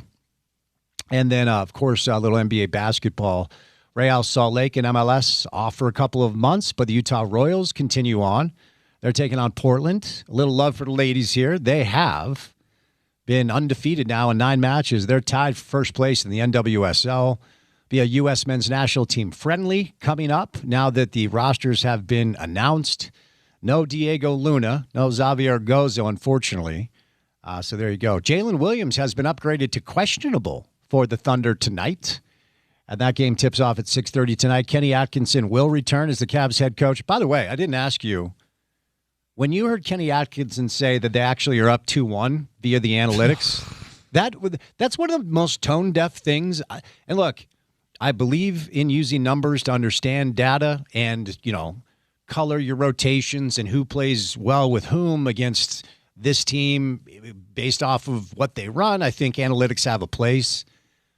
But that, to me, in a vacuum, is why most of these analytical goobs need to be stuffed directly in lockers. That was ridiculous. Yeah, there's a limit to it, right? We've always talked about this with analytics, that they have their place, and there is no argument there. Analytics are, at the end of the day, we're just talking about math. We're just talking about numbers. Some folks like to point it in a direction like the Oakland A's and the diving deep into it, right?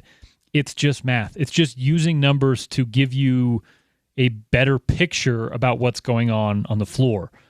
But those numbers don't reflect everything that's going on the floor, and our eyes can see that.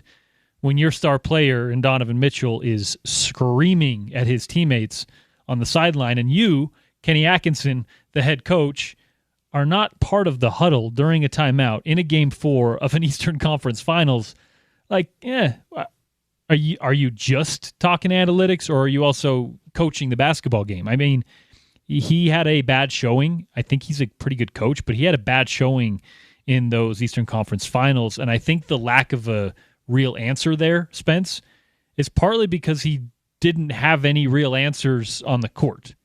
When you don't know where to go because your guards can't defend and you offensively play this dribble the air out of the ball, ISO ball that doesn't really work in the playoffs the same way it may do 1 through 82, and you don't have any answers, then yeah, just blame the math. It's just, ball's not going in the hoop. Come on, man. You're the head coach of an NBA team. That's not going to cut it. And I think that's kind of reflective of who the Cavs were this year, is how that really ended. Harden has a $43 million player option, so you're stuck with him for another year. I am telling you, at one point, I started, as the kids would say, LOLing, watching that game last night at how little he even tries on defense. Now, he's not as young as he used to be. It's not like he was Bruce Bowen 5 years ago. But the old term Olay defense, like Jalen Brunson must have been laughing himself where he's like, wait, it's this easy to get around this dude? The jacking up contested threes and refusing to get back. I mean, the most basic basketball principle, if you are a guard in the world, is that you are the first line of defense in a fast break situation. The last line of defense in a fast break situation. If you're the guy that's going to shoot the three at the top of the key, you better sprint back. Or if you're on the wing and Donovan's going to shoot a three at the top of the key, you better get back to cover his ass. And Harden just refused to even try, leading the Knicks to 13 first quarter fast break points, which was a season high. And that game was close, and then you blinked, and the Knicks were on a 20-0 run, and it was mostly the direct result of lack of effort from James Harden. This man has cheated the game of basketball for far too long. All right, Tuesday that feels like a Monday, first day of the week for us as far as back on air. Hope you had a fantastic Memorial Day celebrating the brave men and women that do the things that allow us to live this great life of freedom in the United States of America. So tomorrow is a Wednesday show, Porter. What is coming up on a Wednesday edition of the program? Wednesday edition of the show. Chris Kamrani in studio to talk, probably a little bit of everything with CK, including U.S. men's national team in RSL. Tim McMahon stops by for your NBA Daily Assist. We will get someone from RSL to give us a recap of that first half of the season and a little look ahead to the long World Cup break as the calendar adjusts in Major League Soccer. And our old friend Bill Oram is going to stop by the program.